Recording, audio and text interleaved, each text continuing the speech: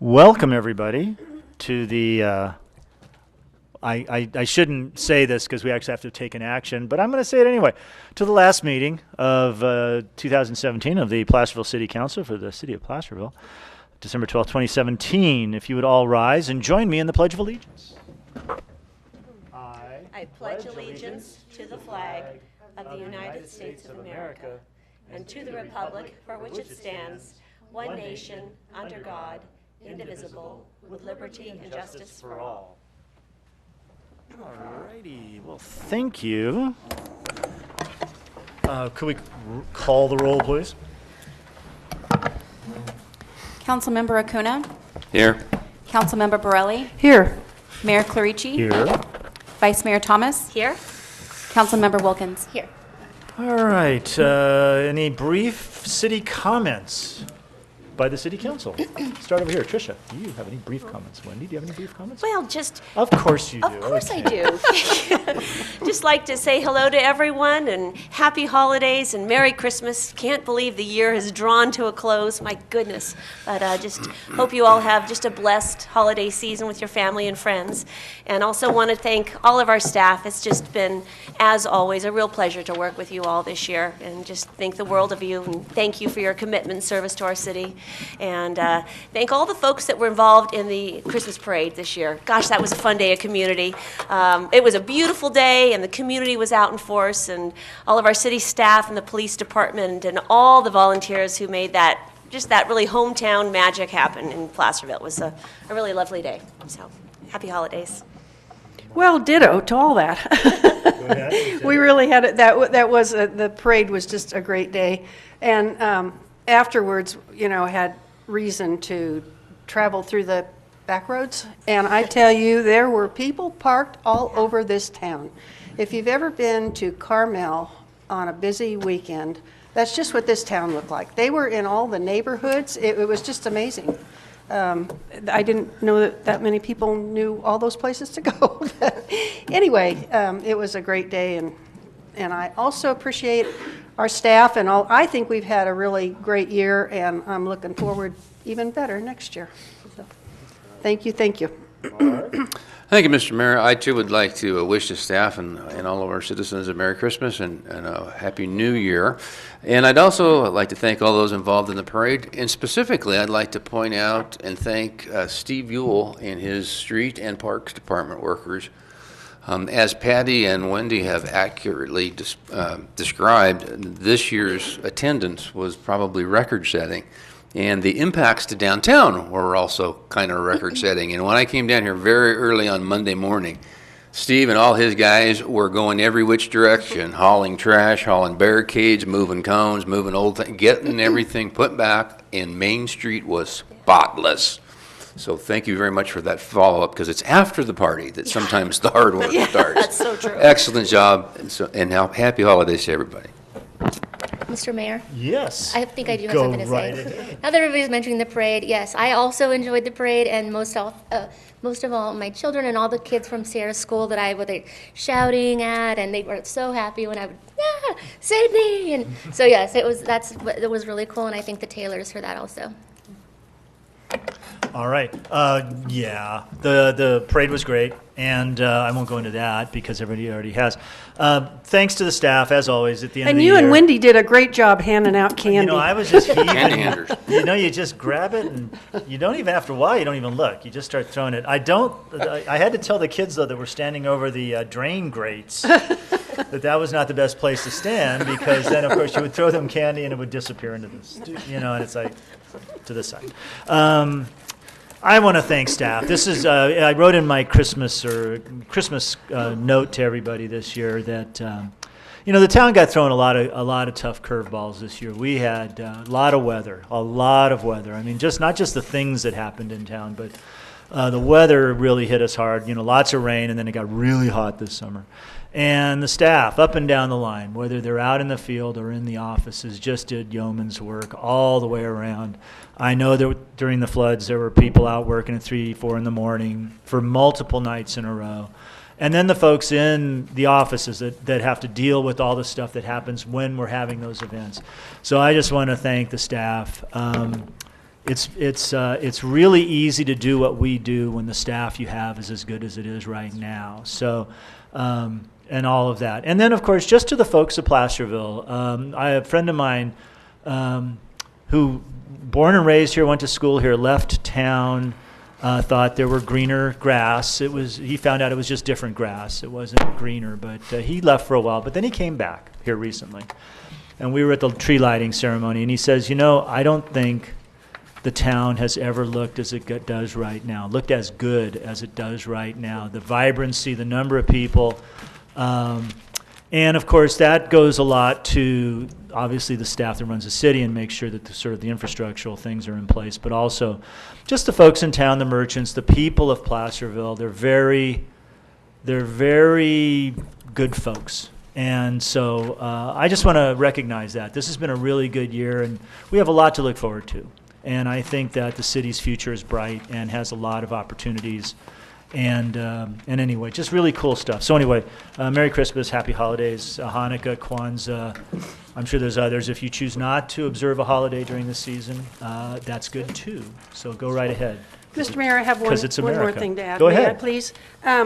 If any of you have seen the new Style magazine that came out just recently, there's a really good article in there, and it's calling attention to Placerville Recreation and Parks. We're talking about our staff.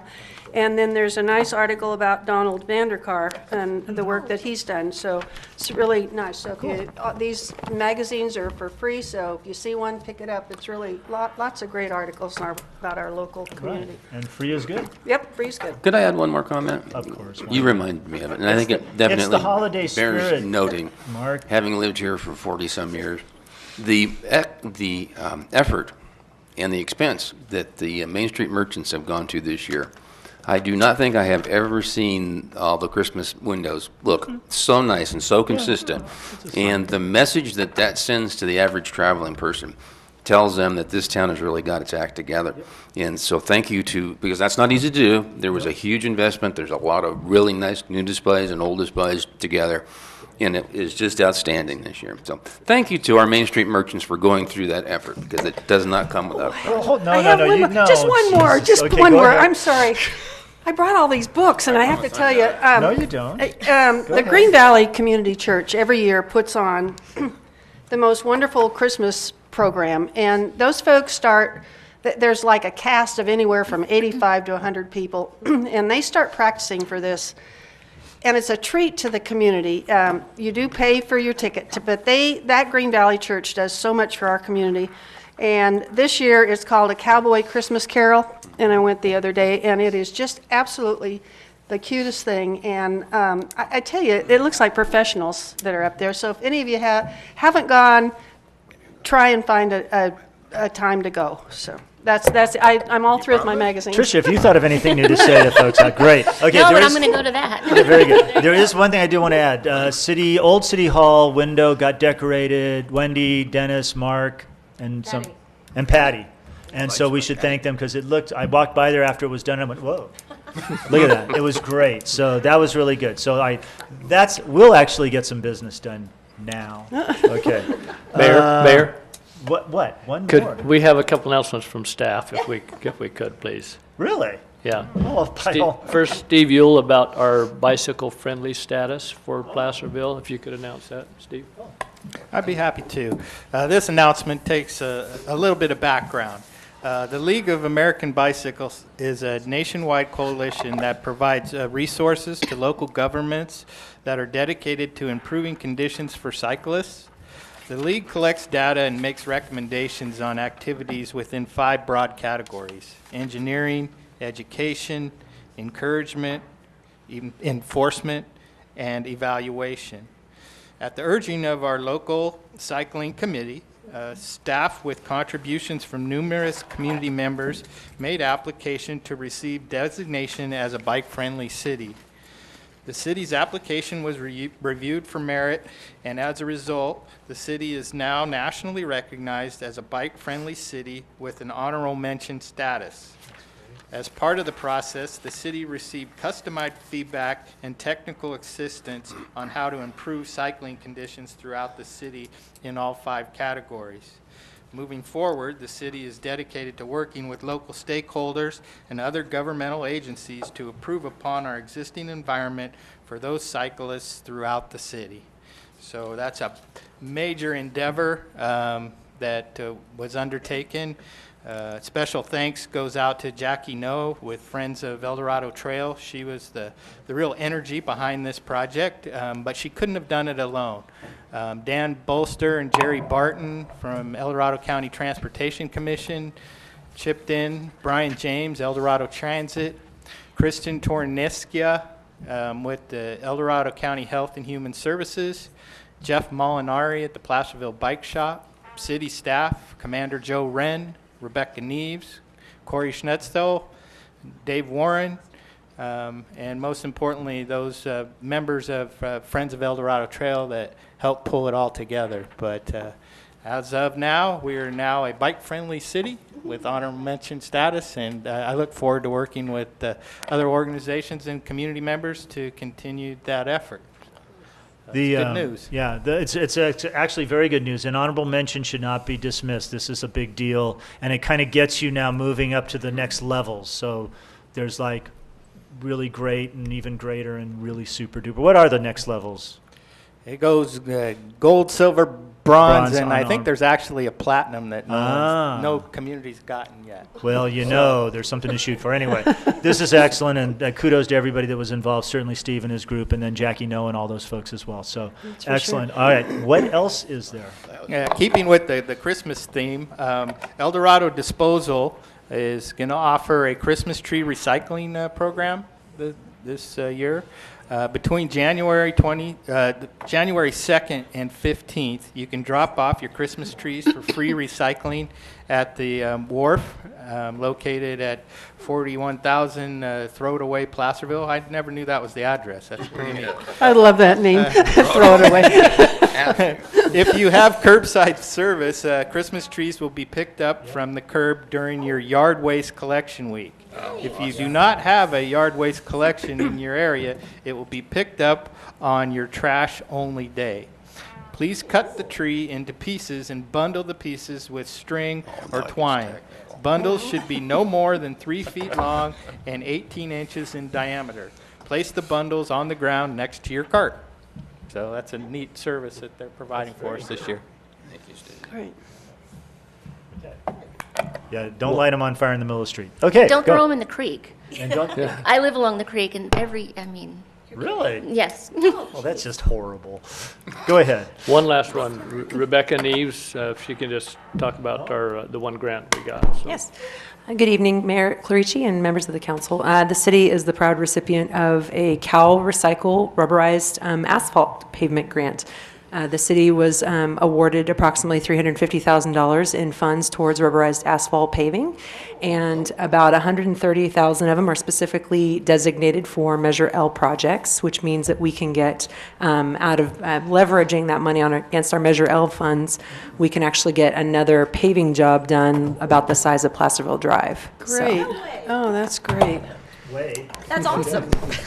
that's fantastic. That's How much very was that grant for substantial. again? We received $350,000 approval, which is the highest you could actually get funded for through that grant program. Yeah, Congratulations. That's Very good. fantastic. Excellent. That's a nice Christmas present.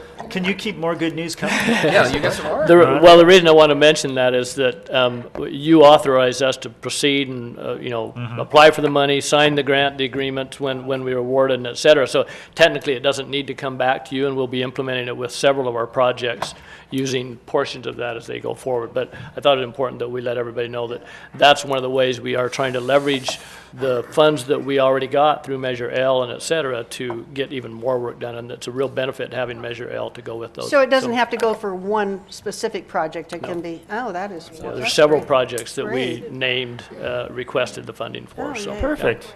Perfect. Well, that's fantastic. Is there anything else? That's it. Okay. He's on a roll. I don't know. All good news. That's good. Mr. Driscoll, our closed session report, please. Thank you, Mayor. Tonight in closed session, the council unanimously, with all council members present, rejected the claim of Mercury Insurance as a subrogee of Derek Wilson. The council did not take reportable action on the other two matters on the closed session agenda. Well, thank you very much.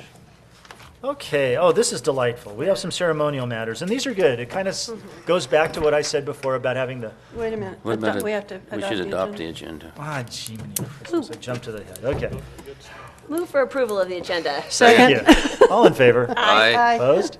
Great. And now to the delightful saying. part of the Now, agenda. now you can be delightful. All right. We have a great staff. They're wonderful. We love them.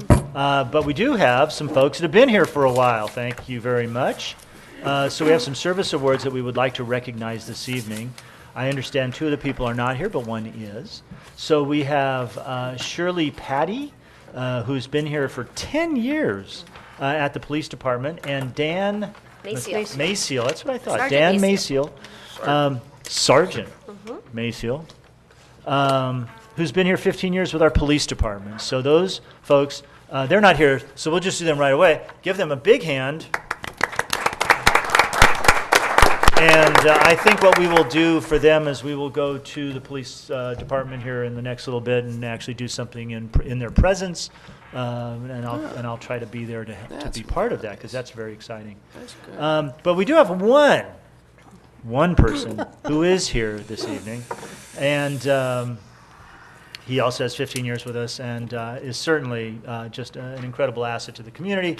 Does his job very well, and a heck of a nice guy, snappy dresser, all of that. And he's been here 15 years, and he's our chief financial officer, and is Dave Warren.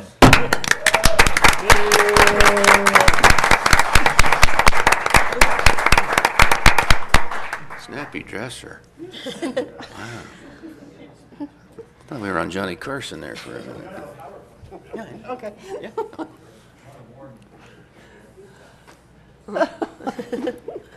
Oh, yes. Oh, yes. Photo.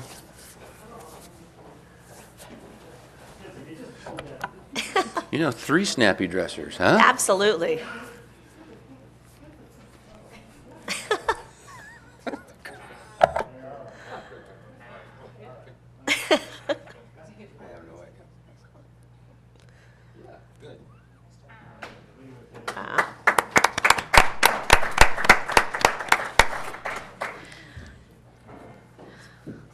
All these folks are so dedicated in our community, and Dave, we just so appreciate you keeping us on the straight and narrow and ensuring our fiscal solvency and stability that allows our whole entire community to operate. Really appreciate that. And Sergeant Maciel and Shirley Patty are just tremendous assets to our police department, and we're just very grateful to have them here. Exactly.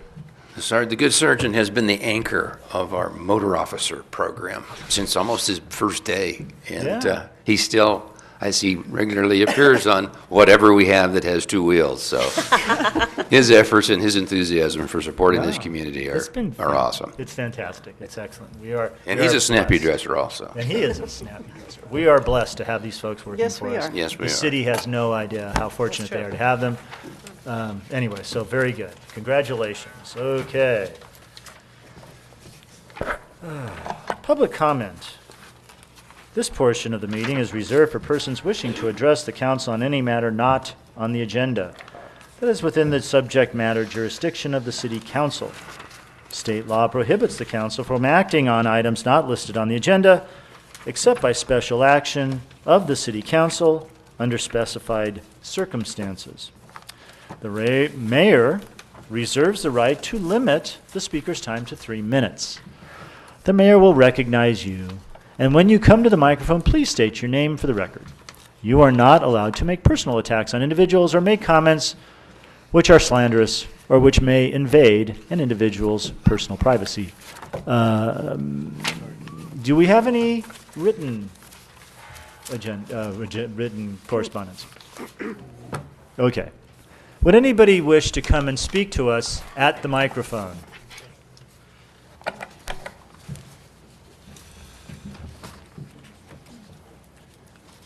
Good evening, City Council. Merry Christmas to all, and here's to a healthy and happy, prosperous New Year for all of us.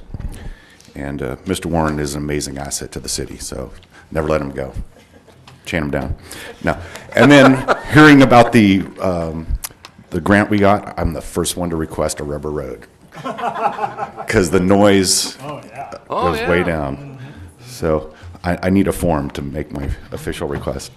And recently, local citizen rented this hall to try and put on a community meeting because she's fairly new, trying to get up to speed on what the Clay Street project's all about. So one of her requests, she couldn't make it tonight, was if the city could put on their website an upcoming timeline, maybe including past points, of even if you have to put in tentative dates for now, but when documents might come out or public meetings for public comment, just so there's something that people can click on to see, oh, you know, in April, I need to pay attention. That was a request.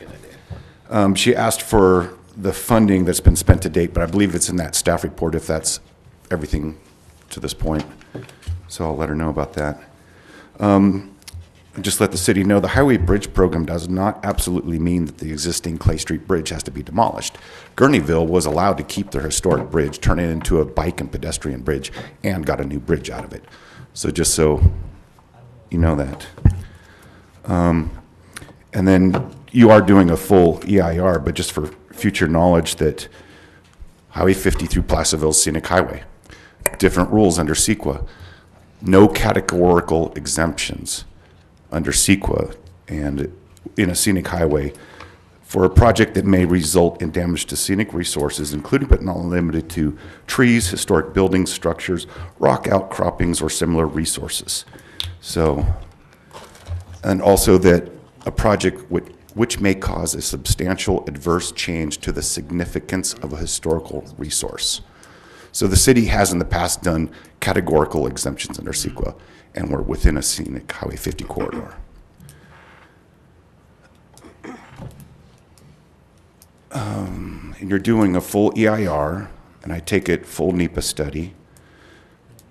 And then there's 9 categories that the court ordered to be studied for potential impacts. So I have those if you need them, but it's spelled out.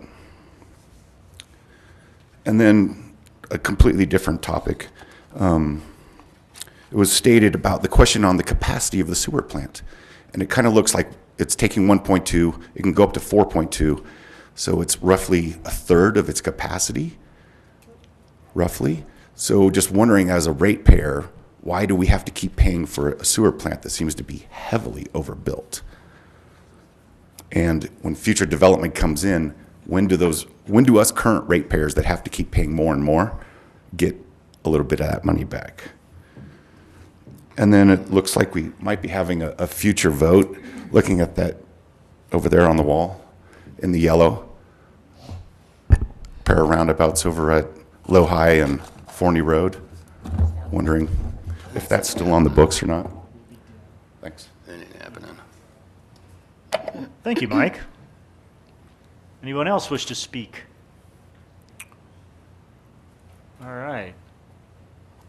Some good ideas in there. We'll figure them all out, and we'll let you know. I like the timeline idea, actually. I kind of like that. Okay. The consent calendar. All matters listed under the consent calendar are considered routine and will be enacted by one motion by roll call vote unless any member of the council wishes to remove an item for discussion. The reading of the full text of all resolutions will be waived unless a council member requests otherwise. So, does anybody want to pull any of the items from the consent calendar? No, sir. Does anybody have any questions about any of the items on the consent calendar? No, sir. Would the public wish to comment on any item on the consent calendar? Seeing none. I move for the adoption of the consent calendar. Second. We have a motion and a second to approve the consent calendar. Roll call, please. Councilmember Acuna? Aye. Councilmember Borelli? Aye. Mayor Clarici? Aye. Vice Mayor Thomas? Aye. Councilmember Wilkins? Aye. Righty. There were no items pulled from the consent calendar. We had no ordinances, and we have no public hearings. We have some discussion/action items. 12.1. Review the results of the preliminary park impact fee nexus study and preliminary Quimby land dedication and in lieu fee study, and provide direction to staff in how to proceed with the proposed park impact fees. Mr. Yule. Thank you, Mr. Mayor, Council. In conjunction with the proposed revised Parks and Recreation Facilities Master Plan, SCI Consulting Group has prepared 2 preliminary studies to establish the legal and policy basis for improving new parkland dedication requirements and fees.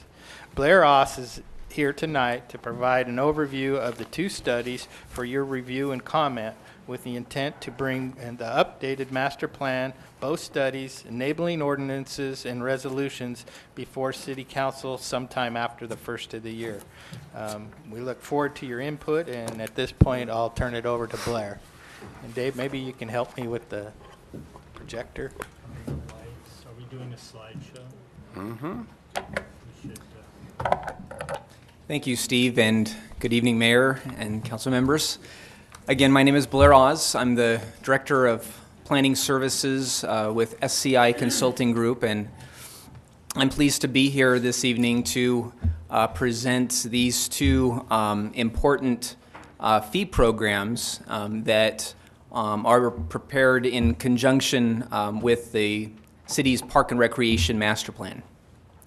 And so the first fee program is the Park Impact Fee Program, and the second is the Quimby Land Dedication and In Lieu Fee Program. So just very high level so that you can keep these 2, well, I'll start with the Park Impact Fee Program and then move to the Quimby program, but just so you can keep these 2 in mind, I think the easiest way is to understand these 2 programs. First of all, these are 2 programs that simply allow the city to expand your park and recreational facilities to serve the growing community.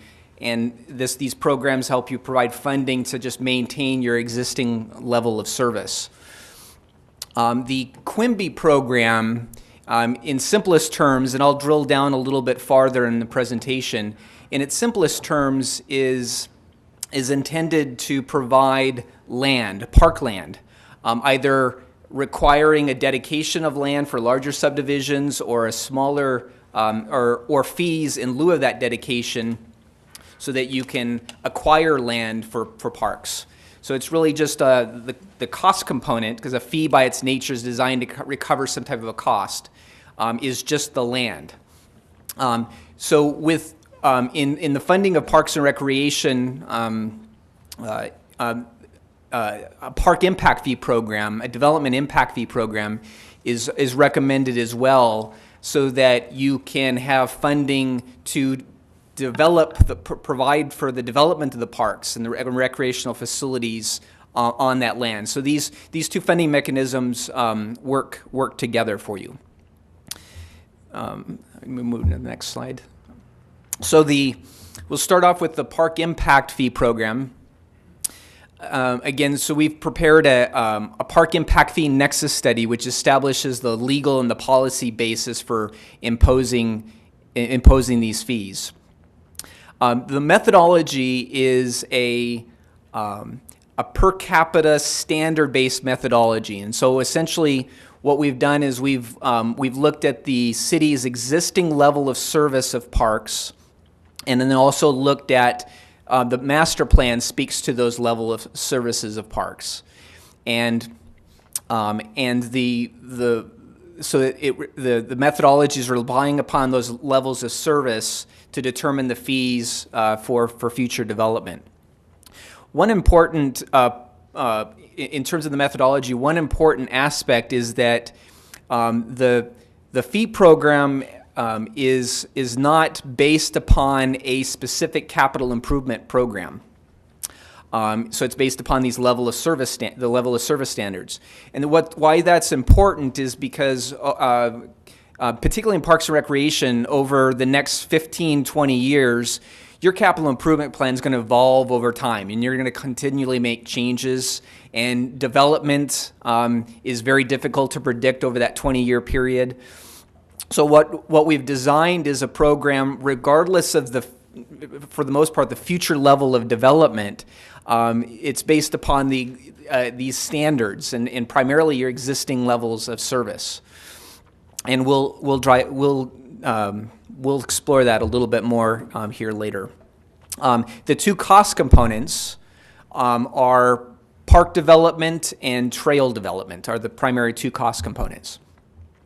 And then what we also do is it's important that these fee programs you're not establishing just one fee. It's important to establish a series of fees based upon the average household size for different land uses. So the law requires that there's some proportionality in how you levy these fees on different types of land uses, because the demand that's being created for parks and recreational facilities is driven by population.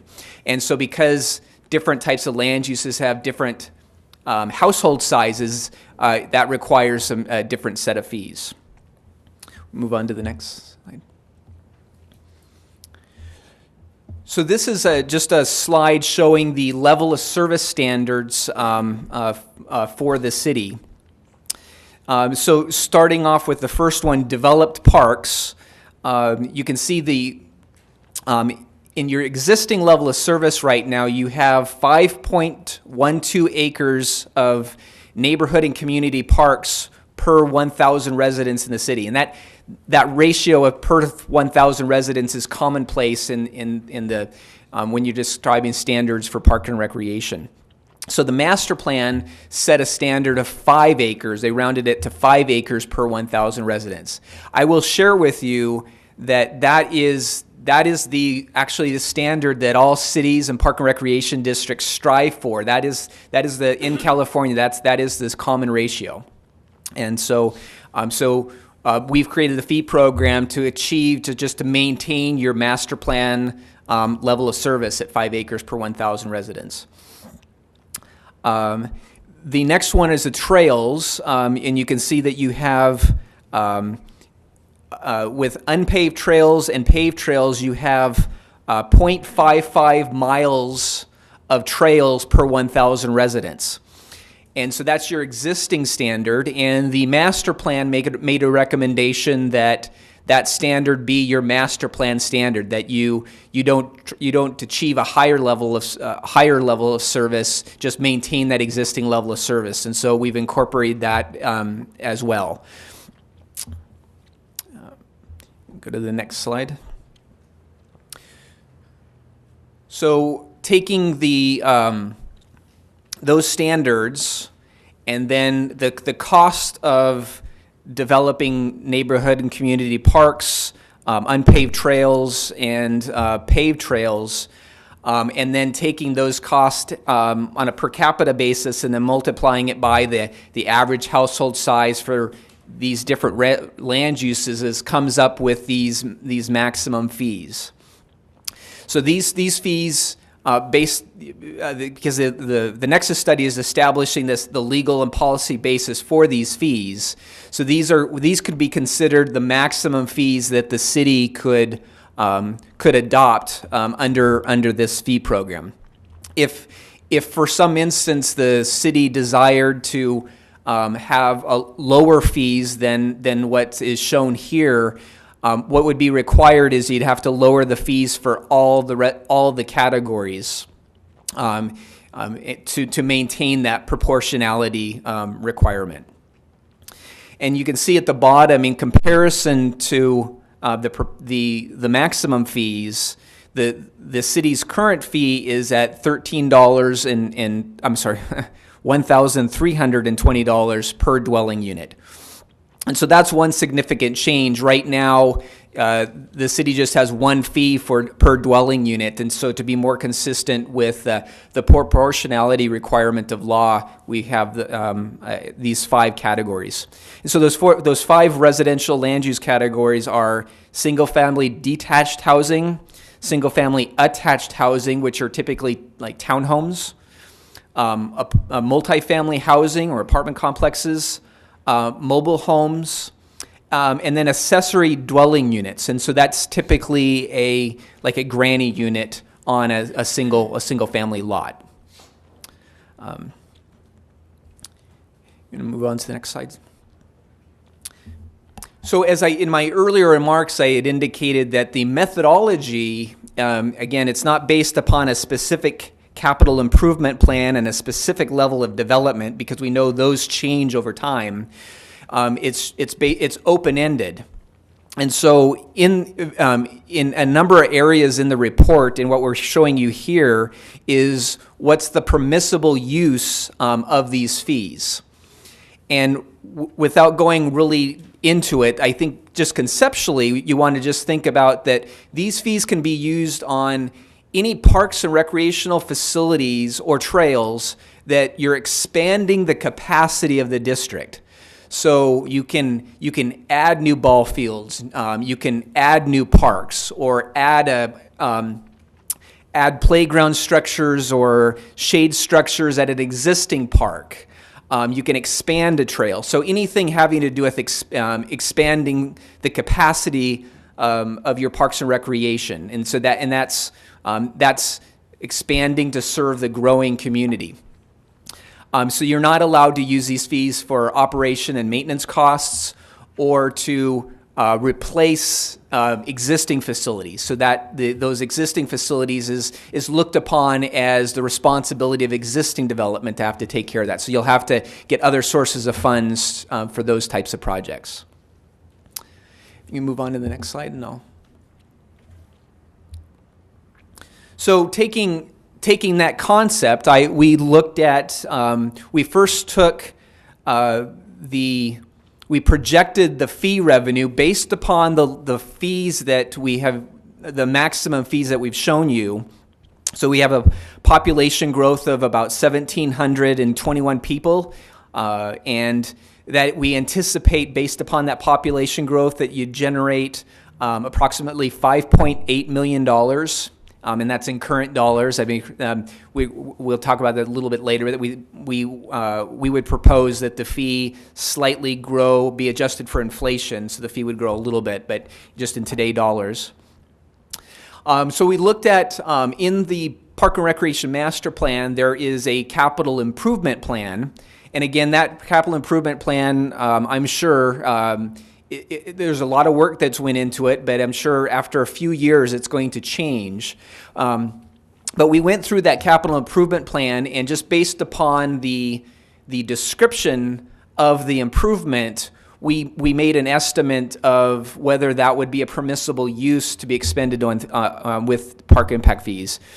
And approximately $629,000 could be expended on those projects with park impact fees.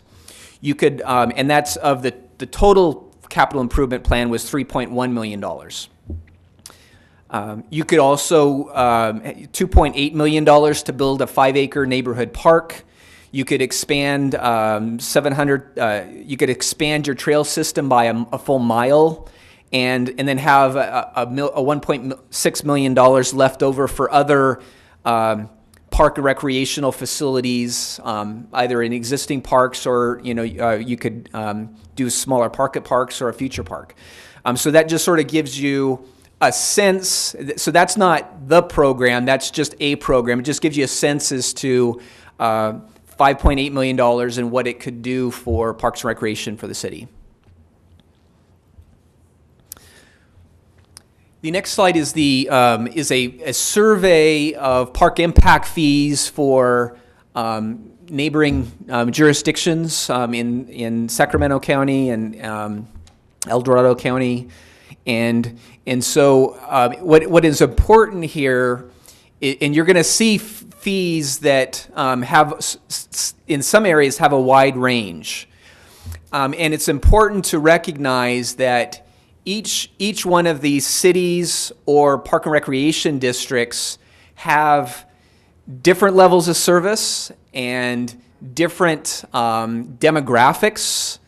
They might have some slightly different cost components, and the average household size, sometimes they're lower and higher in other areas. So this comparison here is not really an apples to apples comparison. It's what their fees are for a single family home, but there's a lot of variability in there. So we present this just sort of as a a high level comparison to see if you're in the ballpark. And just in my review of that survey, I would say that your fees are mid-level to a little bit higher than mid-level in general, but and that just sort of gives you a sense as to where the fees fall out. And I think they're at that level because you are at that 5 acres per 1,000 residents. You're at a high standard. There's a lot of communities here that have a lower standard that they're not able to charge a higher fee because they might only have 3.5 acres per 1,000 residents, and so they're proportionally charging a lower fee. Next slide there. So we certainly recognize that the fee increase is significant. The fee, and Steve, I might turn to you just to refresh my memory. The current fee was adopted in 2008, I think. I mean, That's so correct. it's nearly 10 years. It's 10 years old, and so. And it has not. It was never adjusted for inflation. That's another reason why you have that significant change from the current fee to the proposed fee. But just recognizing that there is that significant increase at times, and this is just for your consideration. At times, similar cities and park and recreation districts that have brought forward fees with a rather significant fee increase have considered a phasing plan where you would, and this is just an example, a scenario for you to consider, but instead of having the fees be adjusted from 1,300 to 8,000 in one jump, you can consider phasing in the increase over a 3-year period or a 5-year period. And there's some other alternatives that you could consider to ease that transition on local development. So we just presented that here for your consideration. So this would, for a single family home, the fee would go from $1,300 to $2,900 up to $5,700 and then to $8,600 over the course of a 3-year period. And that's just something for you to consider. Also, maybe I think it might be appropriate for me to just stop there and answer any questions related to this program before I move to the Quimby program.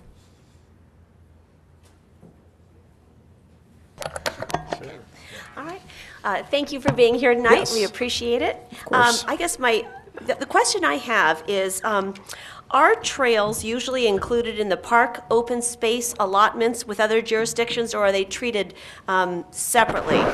For example, if 5 acres per 1,000 residents is the standard, what is the standard for trails if it's treated separately?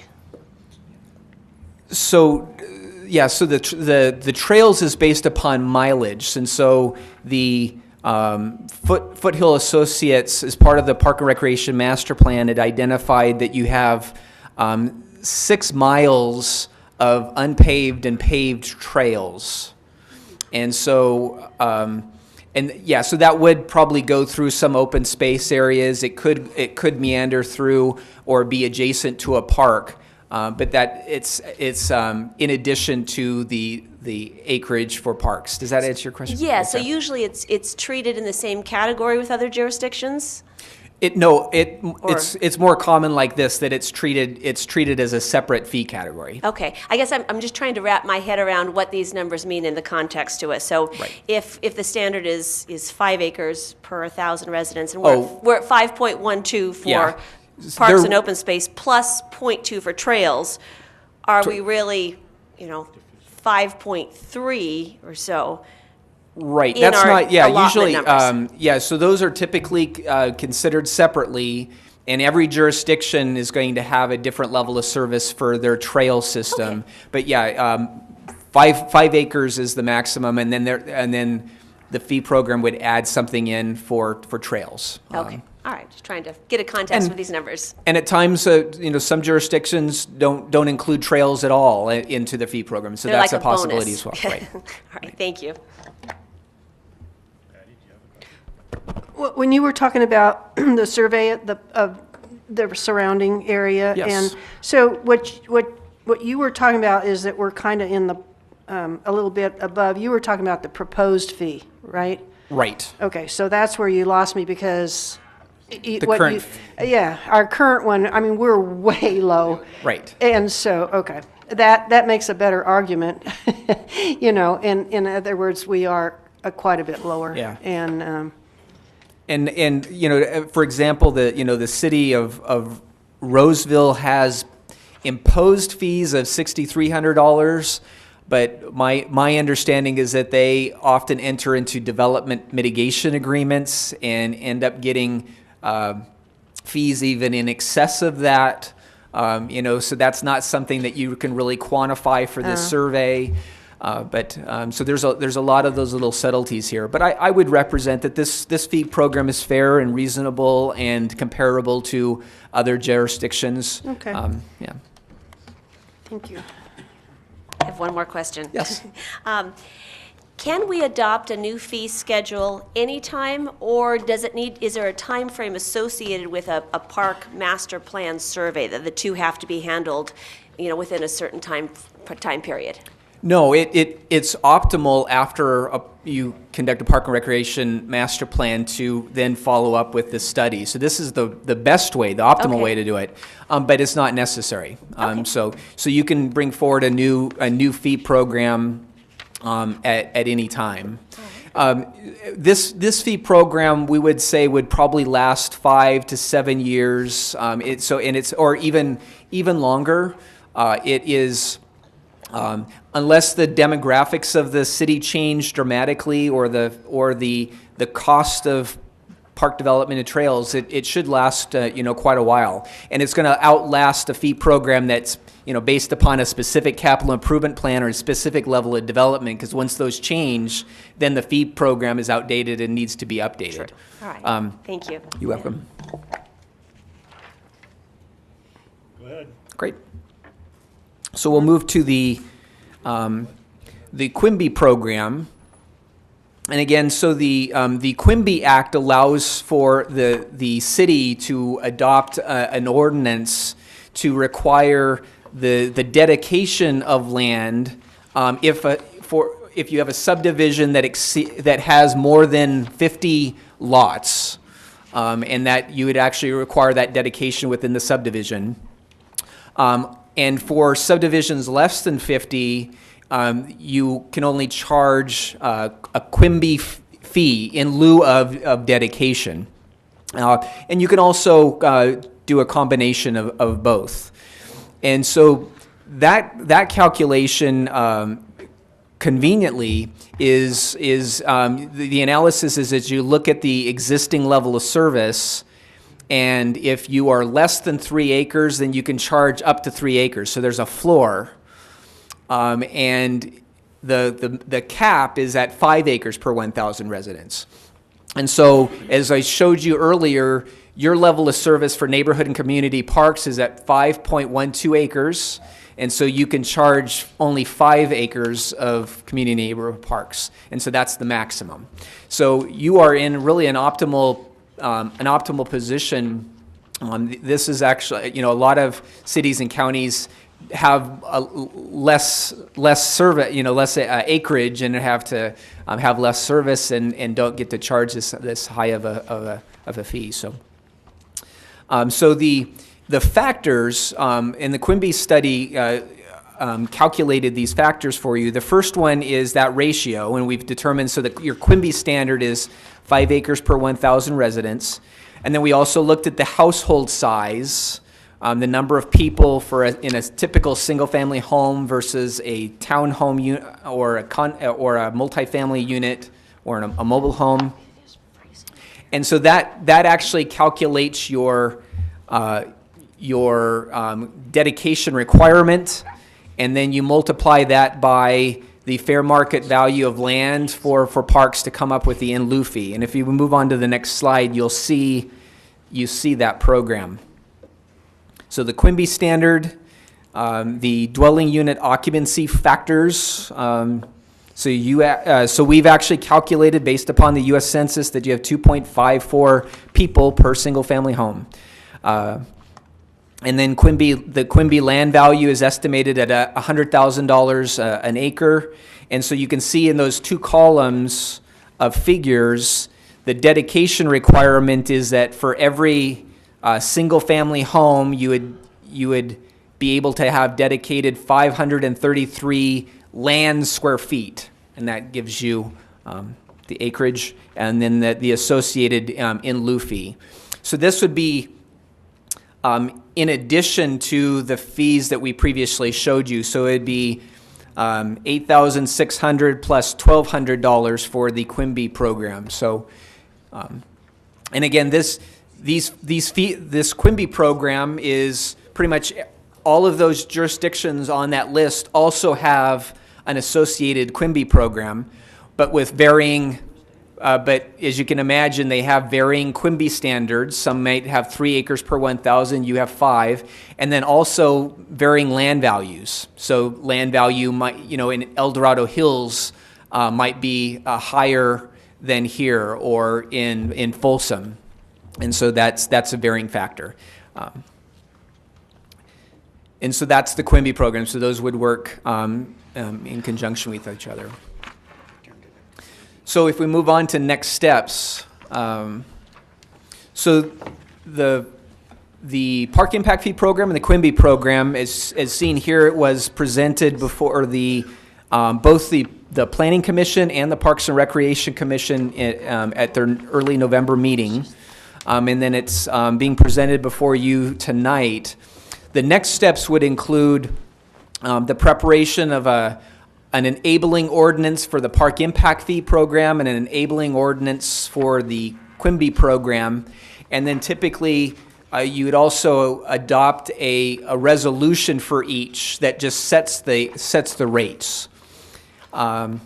And then you may want to do some stakeholder outreach, or if you wanted to spend some more time deliberating on it, we can certainly do that. And then at some point we'll come before the council and have a noticed public hearing, and then you can consider adoption of both fee programs. With that, are there any other questions? Yeah. Do we have any questions right now? Not at this moment? Over here? Maybe it's a totally unrelated question, but I'm looking at the projected population in 15 years, and it's to grow by 1,700. And I remember, and you were there, we were looking at the traffic with SACOG, and it's like, in 20 years, it's going to be like 35,000 more people. Oh, yeah. And this is saying in 15 years, it's only going to be 1,700 people. So This how do makes sense. how do we come up with these projections? If I recall, they were actually based upon SACOG projections. We're only looking at a 15-year period. Those projections were first prepared by Foothill and Associates in conjunction with the master plan. We also did the same analysis and came to the same conclusion. You're saying that for the city of Placerville that it was 30,000, right? It was huge. Yeah, this is in related, just to kind of, we'll dive into some weeds that aren't even these weeds. There's some weeds from another issue. Dealing with our RENA numbers and affordable housing and the calculus that goes into that. And SACOG had us at a growth of some ridiculous number. Like 25,000. It was like 25,000 people, which makes no sense. I mean, this number that you presented tonight, That makes Makes sense more to me. sense. for anybody that's been here more than about 2.5 minutes, makes sense. And so it's not really your concern. It's something that we have to deal with the folks down in Yeah, SACOG. no, I'm sorry. I was more asking you. Yeah, Oh, and really? SACOG, No, I don't SACOG is know. looking out Yeah. to 2040, if I recall. Their Well, I projections don't- go out even farther. So we're actually just looking at a 15-year 15-year window. Somehow doubt the population of Placerville will be 25,000 in any, Ever. like, in this Which- century. Just as a comment, as I recall, when we went Yeah. through this with Kate, we looked at the SACOG numbers, but then we adjusted those back based on more realistic numbers for this study. Right, for this So that's why study. you see the much lower number Right, here. which actually makes more sense. Is that correct, Okay, Steve? great. Thank And you. if I may, and that's sort of the why we've chosen this methodology, because whether it's higher or lower, it really doesn't affect the overall fee program. You're going to just generate less revenue, and you're going to have less of a need to expand your parks to maintain your existing level of service. So it's just going to grow in proportion to the need. Great. Yes. All right, there are no questions? No. Okay. Well, we may have some comments and questions after the public responds. Does anybody from the public wish to comment on this item?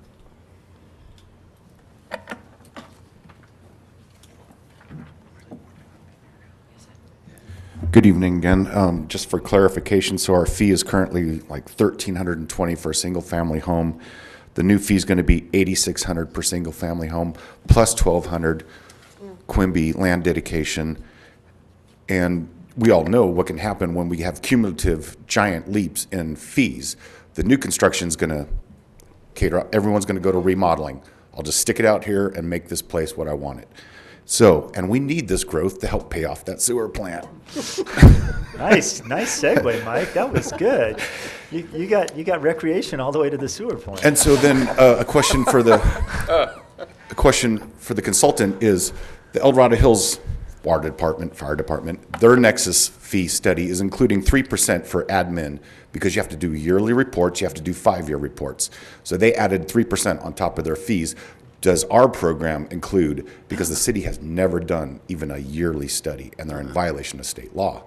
Every dollar of fees that people have paid for almost the last 10 years could be forcibly refunded, just like the county is in court right now being forced to refund possibly $30 million.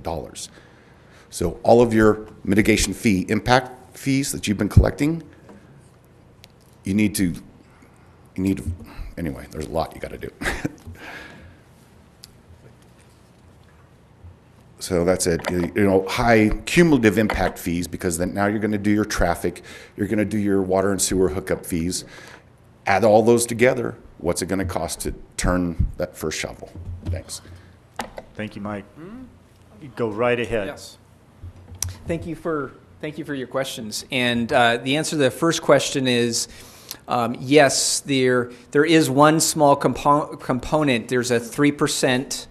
And I actually prepared the fees program for the El Dorado Hills Fire Department, so I know that one. So we both have 3% of the fee can go towards incidental cost or for administrating the fee annually.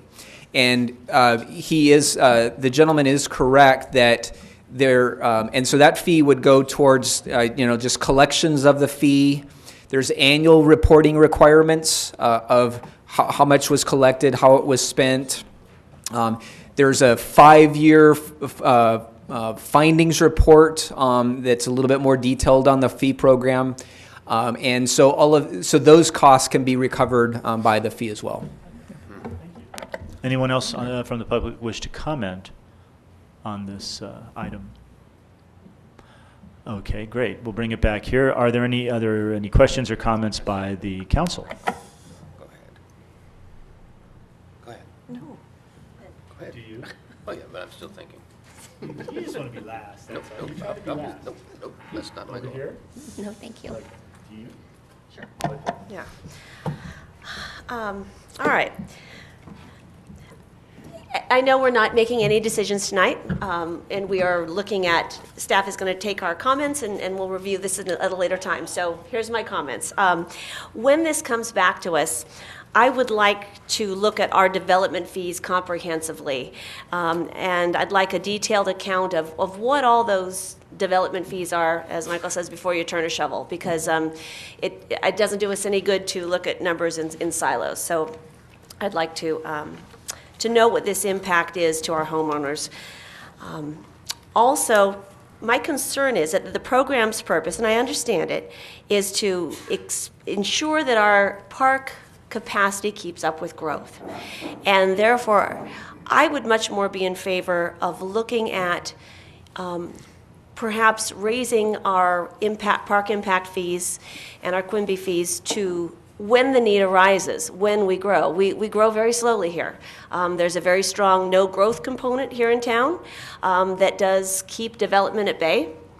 And just because we can raise rates, I certainly don't want to raise rates. That is not the nature of our government. We want to make sure that there is a critical need.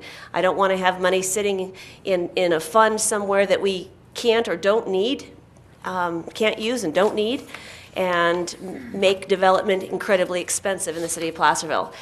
As we're looking down the road, and I've had conversations with our staff on this, one of my main concerns is the missing middle housing. I want to make sure that that our young people and that our teachers and our firefighters and our young police officers can afford, to have a new house in the city of Placerville, can live where they work.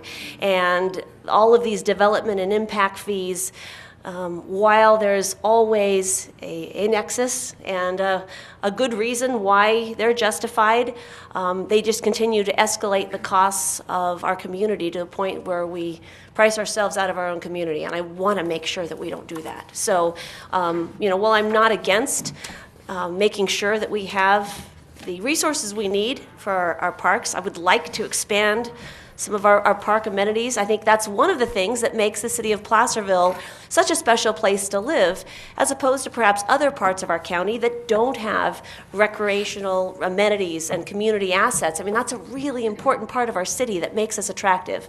But I also want to make sure that we remain affordable.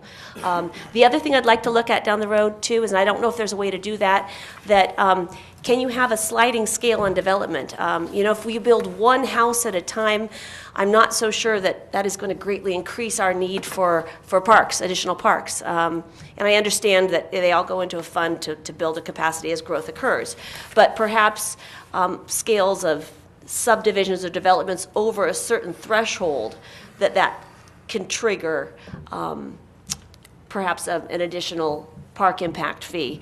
Because I can see if a large development were to come into town, that there would be a need for that. So, do you have to do it for each single family home, or can it be addressed as a part of a larger development, and is there a sliding scale for that? So those are some of the things I'd like to look at as we go forward. So, thank you.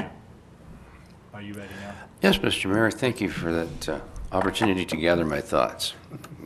And I enjoyed hearing Councilmember Thomas express her concerns about this also. First thing that strikes me is we need serious community input on this. This is a huge increase to the cost of pulling a building permit for a new home, even a new accessory dwelling unit. And one of the things that we were striving to do with that recent change was to ensure that we had affordable secondary dwellings. And now we're going to add several $1,000s at park impact fee to that potentially. So I would like to see us consider, if this hasn't already been done, I don't think it has, is the Recreation and Park Commission weigh in on the needs, as well as perhaps the Planning Commission, get their thoughts on this, as well as the community's thoughts, that sometime in the future definitely needs to have, this needs to be advertised as a community input forum so that everybody has an opportunity to see what's being proposed. In defense of the consultant, he has done exactly what we've asked them to do. He has established, using all the current criteria, in the current legal criteria, which is very important anymore. It seems like the requirements for this type of fund collecting changes every couple of years, more and more aggressive. The need to report, to monitor, etc. So they have given us the state-of-the-art current threshold, if you will, of what our maximum fees can be. So it's up to us and our community to determine what do we really see fits for Placerville. And I would, again, see us doing that through a future public hearing on this item. As I was listening to the presentation and thinking about our existing facilities and the many conversations that I've had with Mr. Ewell, and his dedicated staff members, and the impacts that we currently face. We've got over $3 million in deferred maintenance in our existing park system, probably closer to $4 million. And I was also, as I was listening to the consultant go through his information this evening, and again, I thank you for making this all current, state-of-the-art, it's meeting today's criteria. I'm thinking, well, would we ever build a 5-acre park? And so, Steve, how big is Lumsden Park, for example, in its current layout? 3.5. 3.5 acres, the actual footprint of Lumsden Park. That's one that's a hot topic for a lot of reasons.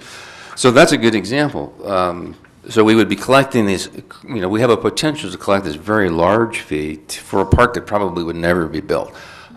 In Orchard Hill, for example, there's a couple of little, what I call neighborhood parks, the size of a couple building lots maybe. That's correct, yes. But yet there's a need there for tot lot equipment. There's regular landscaping maintenance and irrigation maintenance, and it has its needs, just like every other facility. So I agree with you, Wendy. We need to look at what fits for Placerville in using these realistic growth rates of 5 or 10 houses a year. I think Pierre would be shocked if he had 100 housing permits pulled in 1 year. We don't have the lots to put that on, quite frankly, and I see a future development maybe as a part of that being the real place that we get the property if it's needed, if it's even needed. So I think it's a big task ahead of us, though, to try and figure out what is the right size future park facilities and what does that impact fee look like. And I absolutely agree that they all need to be looked at together. You can't just look at this one impact fee in a bubble. You've got to know what all of our existing fees are. So what is my building permit going to cost me? No, that's my thoughts. Thank you. Well, I agree, and I just want to remind everyone that we have the parks we have now because of our service people. We actually, I don't know how much money the city has actually spent on the parks, and I would like that kind of information too. And I know you're talking about the deferred. We've got $3 million in deferred. What we've got now was because of Rotary Club, Lions Club, 2030 Club.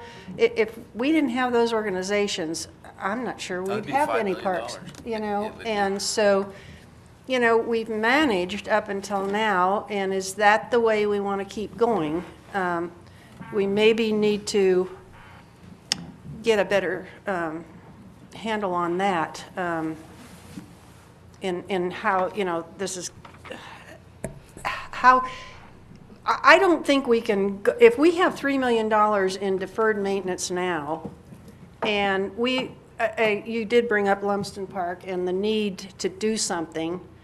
I really think that if we had better maintenance there, that it would solve some of the problems that we are having.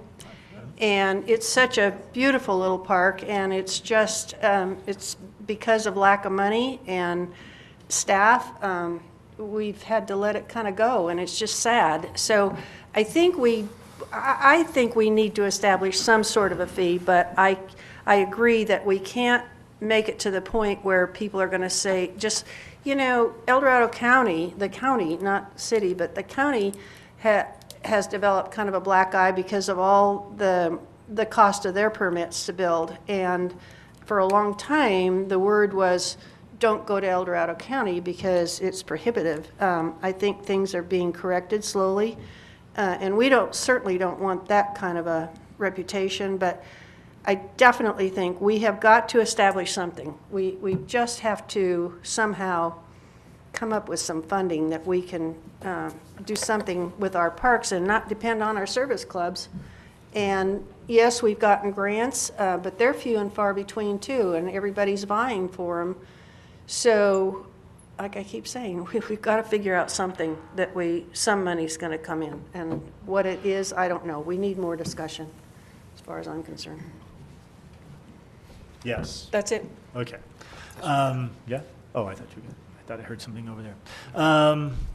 Yeah, what you're hearing, I think, is just the idea that, we have a hard time maintaining what we've got, and the idea of adding something to it is a struggle, and it's a challenge.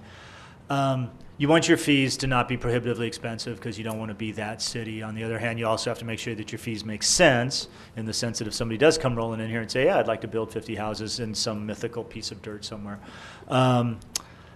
So you need to be prepared, and I think we're hearing all of that right now.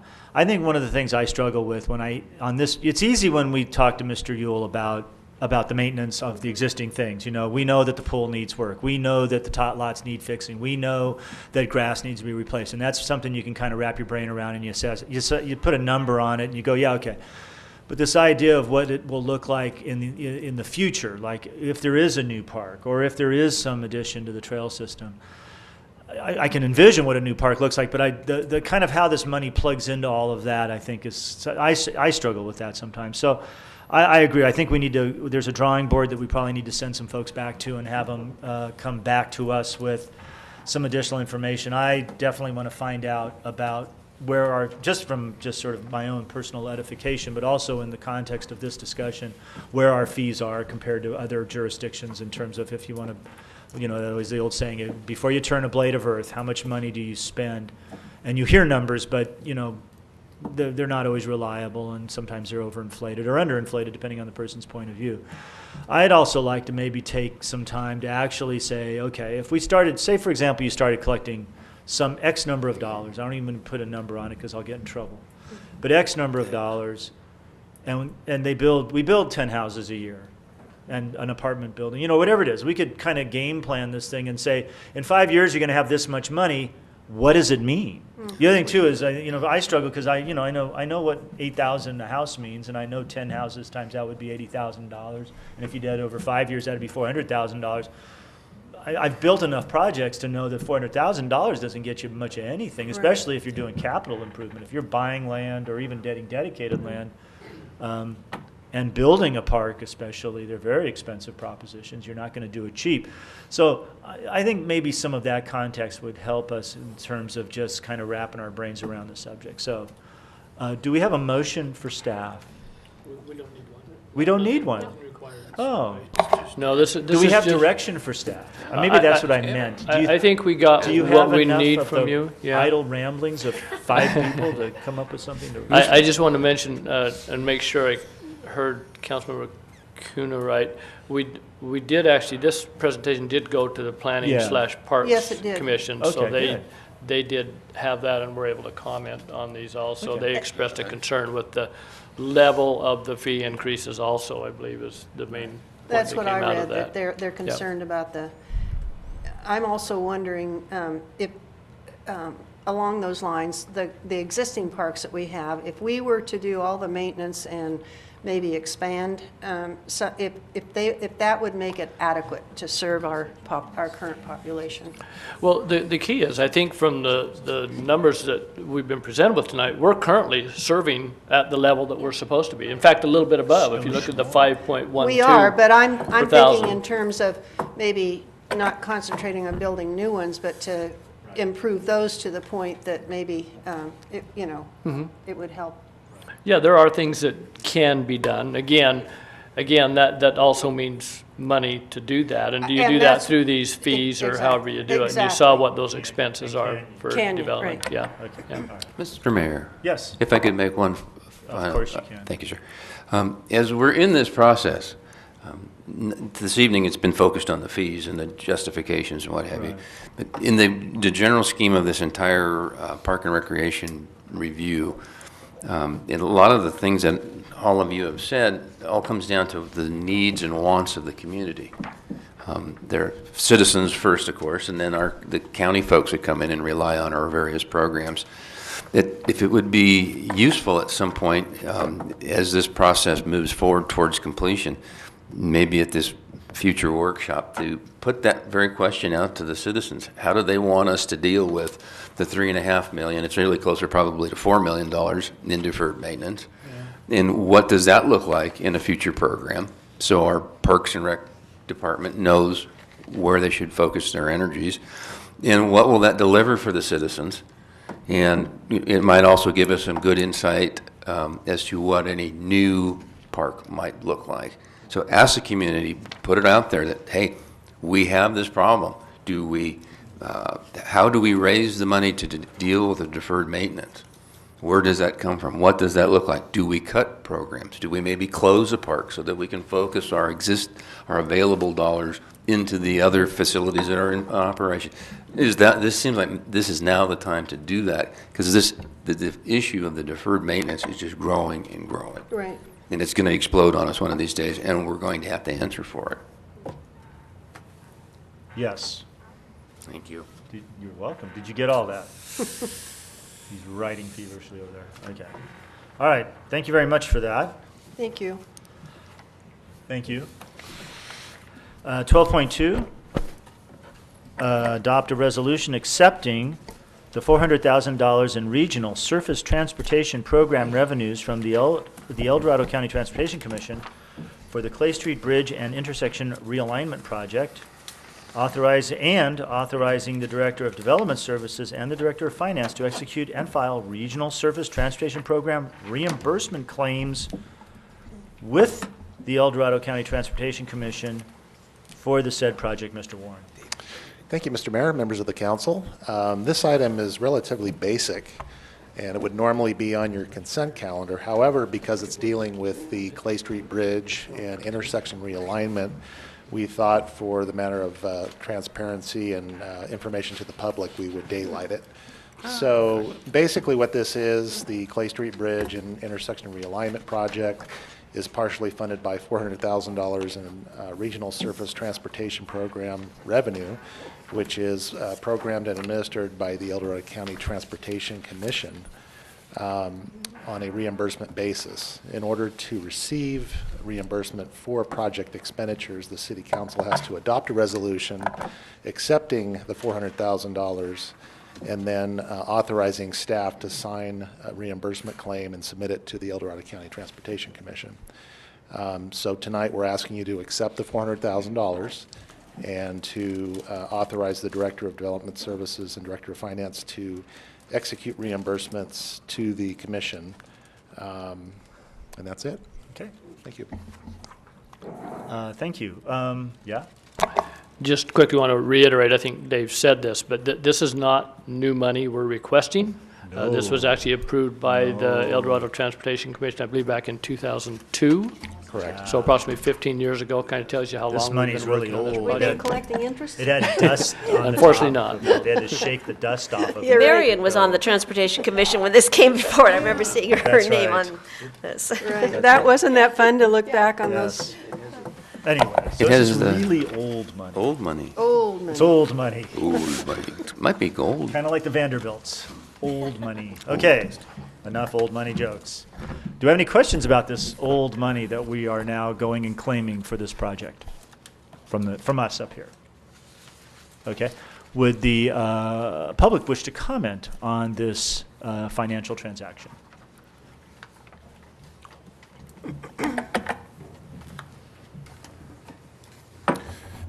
I have a question on the previous documentations and findings that were done for this project in a past time. And the court said that those were to be vacated and voided, start over. But in a recent staff report, it stated clearly to the consultant to take what we have and start from there. So it kind of sounds like that's not what was requested from the court. So I just want to make sure that you guys are square with what was required.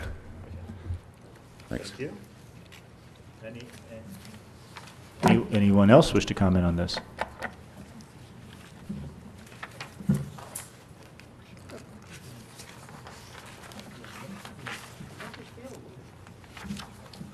Marion Washburn, Placerville, old lady commenting on old money.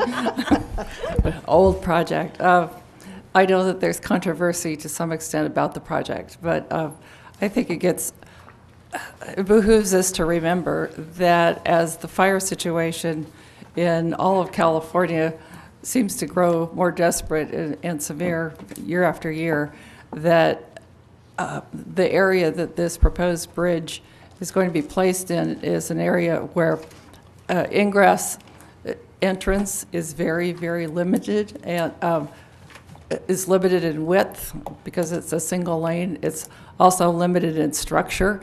When that bridge was built, you think about what was the maximum weight of vehicles and emergency vehicles at that time, and what is the maximum, or what's the minimum, for that matter, weight of emergency vehicles today. And I question whether that bridge could indeed hold emergency vehicles in the event of a fast-moving fire, which is highly likely, obviously, in that area that's heavily treed and heavily bushed, I guess is the right word. Anyway, lots of vegetation.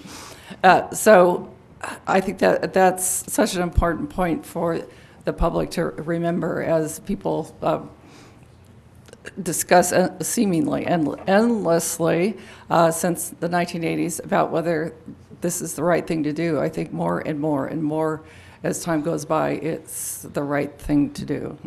Thank you. Thank you. Anyone else wish to speak on this item?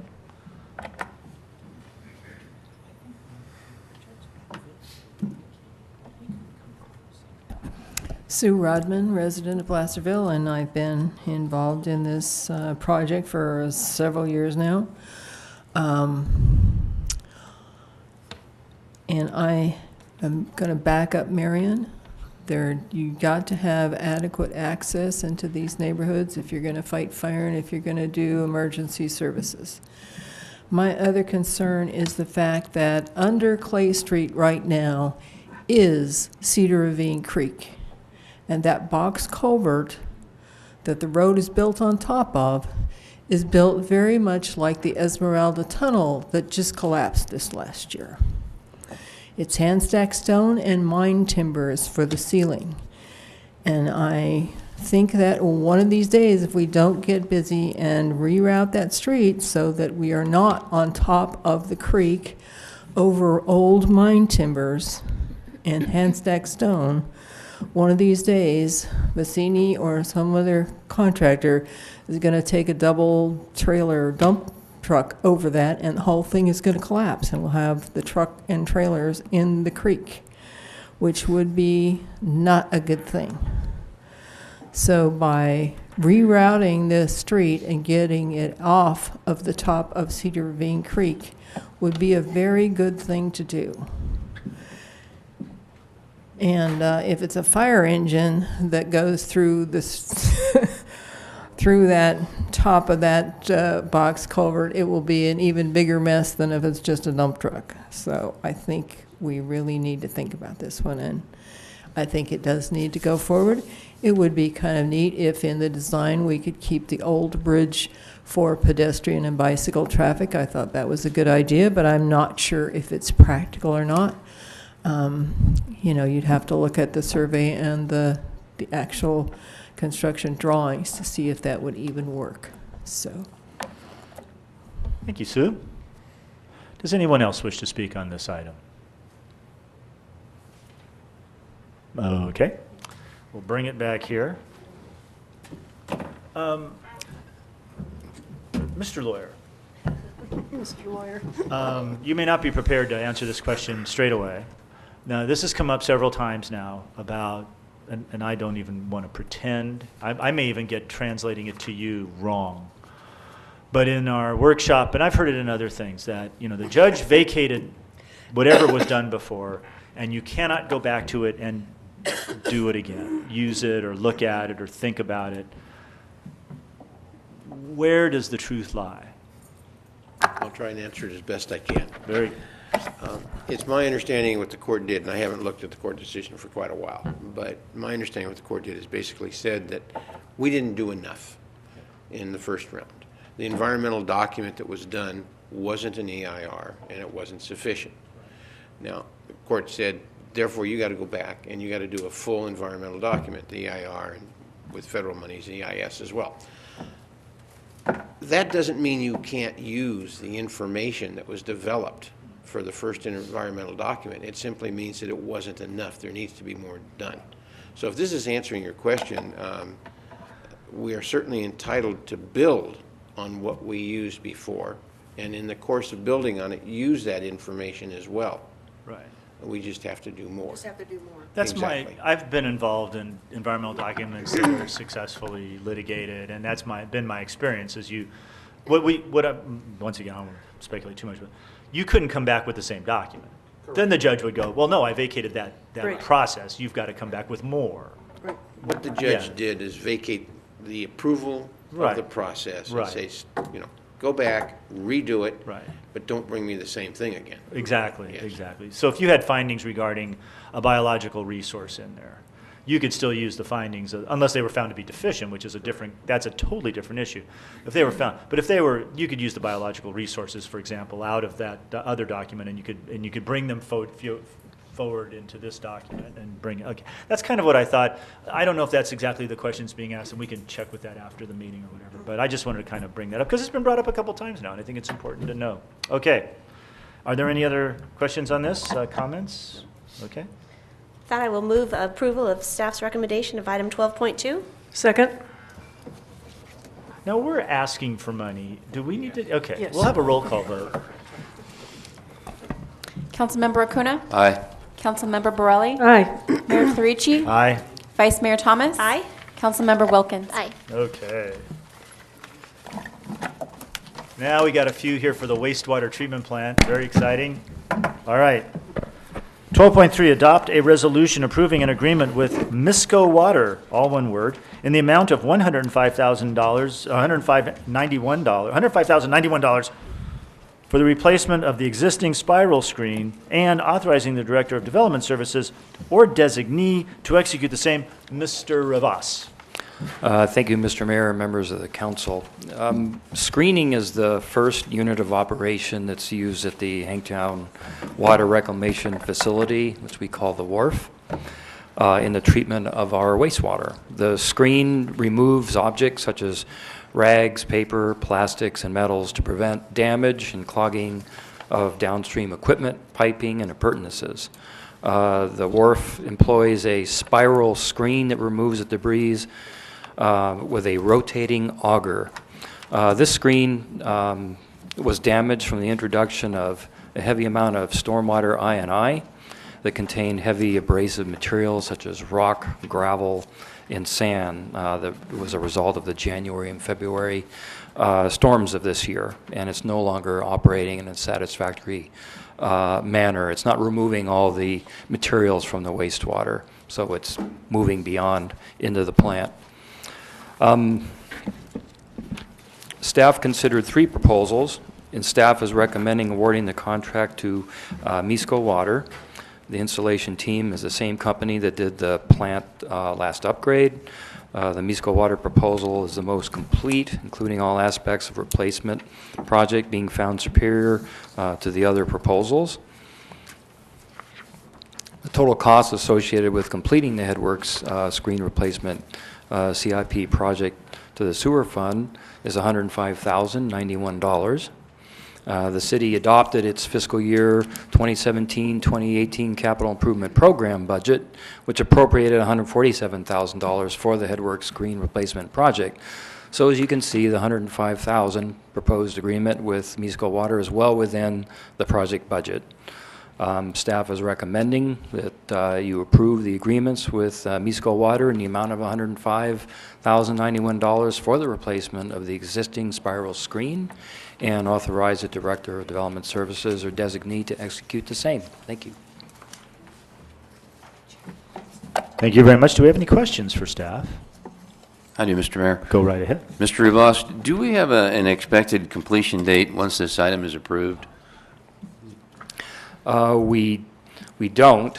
We'd like to, it's my understanding that the company is ready. We already have, well, it's not really in order yet, but we can order it and then they can come in and install it. But we have to, once we get past this phase, the approval, then we'll go ahead and schedule everything. But I don't have an exact date when they'll actually go in and do the installation work for you. Okay. But ASAP. Yeah. Okay, just curious. This year doesn't seem to be an issue, but one never knows. It won't be this year, but it'll be the either late winter. Yeah, yeah. Thank you. Thank you, sir. Are there any other questions for staff? Okay. Would the public wish to comment on our screens? Pretty cool stuff.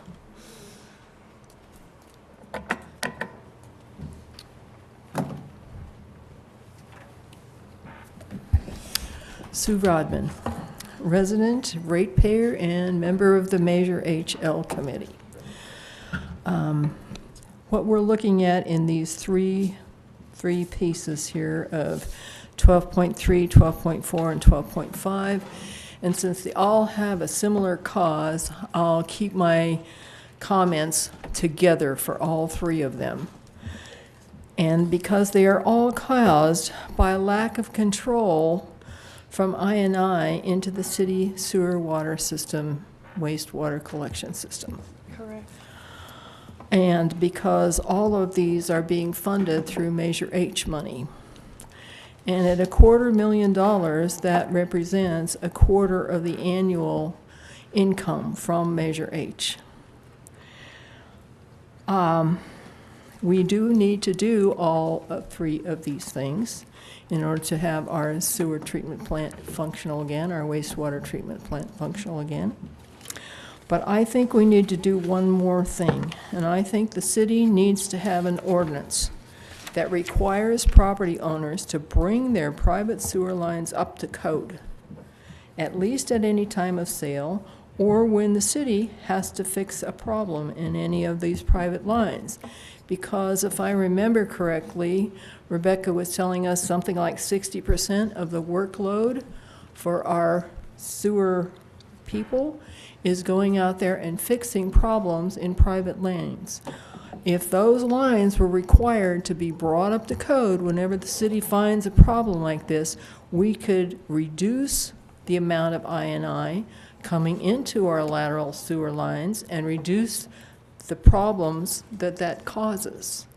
And I think we need to start at the top of the pyramid here. Up here, we've got all the things that come in to be collected and then go down to our treatment plant.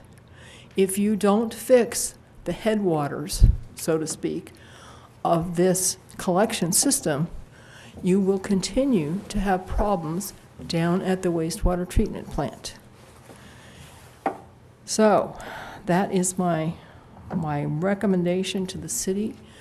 Seriously consider putting together an ordinance that requires people to fix those sewer lines so that when the problem is discovered, if it's in their lateral lines, it must be fixed.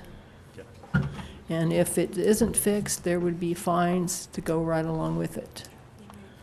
The Water Quality Board does not hesitate to give us fines when we have a problem, and I think we should not hesitate to let our homeowners and property owners know that those sewer lines have got to be fixed, because we don't want to be spending $250,000 to replace equipment that would not have to be replaced if we didn't have this huge I&I problem.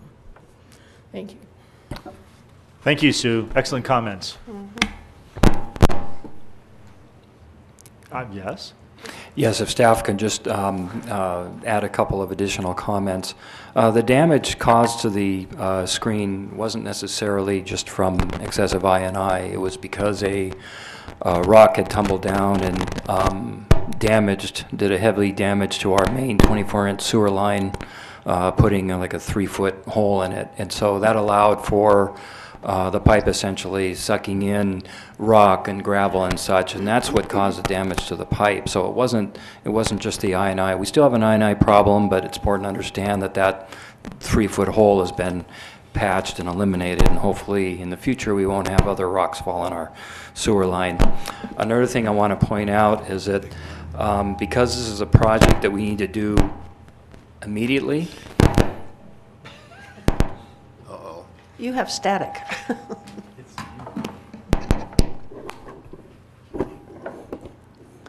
Because this is a project that the city needs to implement in a more timely fashion rather than waiting until we have available Measure L funds, Measure H or Measure L funds. What we did is we're going to pay the $105,000 is going to come from the Sewer Enterprise Fund.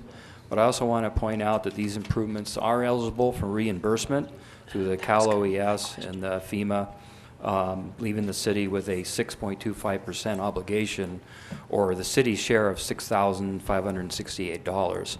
So it may be a year or so before we get this reimbursement, but this is an eligible project, and so we are anticipating that really all we're going to pay for this is $6,500, and we'll be reimbursed for the remainder of the amount.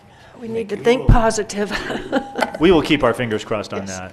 Although I think that Sue's comments about the laterals and the not the laterals, but the folks coming into the system is a good one. I think I mentioned this once before in a meeting. You know, we sold my mother's house in the Bay Area down in Crockett, and as part of the sale, we had to replace the line from the edge of the home out to the street, out to the sewer. And it was just an added cost. It got done at escrow. Now, I'm not big into giving other people's money away, but her points are accurate. You know, we spend a lot of money and time dealing with the stuff that comes off of private property. That's okay. We want everything to work right, but there also has to be a remedy to that, and it has to be something long-term. That's something that's in the system so that as these properties turn over, I'm not sure, this is not the place to have this discussion, but I'm just saying that this is a point. I think it's a point well taken and something that we really definitely need to be thinking about. And I don't think we can wait for sales either. I think when a problem is spotted, it needs to be taken care of. That's a bit dicier, but yeah, I'd be open to any suggestion. You got to be thinking about the folks out there and what they can do and what they can't do. But certainly at point of sale, you can definitely implement it. And like I said, we sold a house, and Contra Costa County didn't think twice about forcing us to do it, and it wasn't horribly expensive, but you know, it just was a cost of doing business. So anyway, are there any other questions or comments? Yes, sir. Just comment, Mayor. The ordinance you're referring to, we are currently working on that actually, and plan on bringing that back to you in January for first reading of the ordinance that you're referring to. So. Are they good or what? I'll tell you, I didn't even mention that in my Christmas letter. That was fantastic. Okay. How about that okay, so we've had comments from the public. Anybody else wish to comment on this? Don't all rush to the podium. Okay. Let's bring it back here. Move for approval. Second? We have a motion, a second. Roll call, please. Councilmember Acuna? Aye.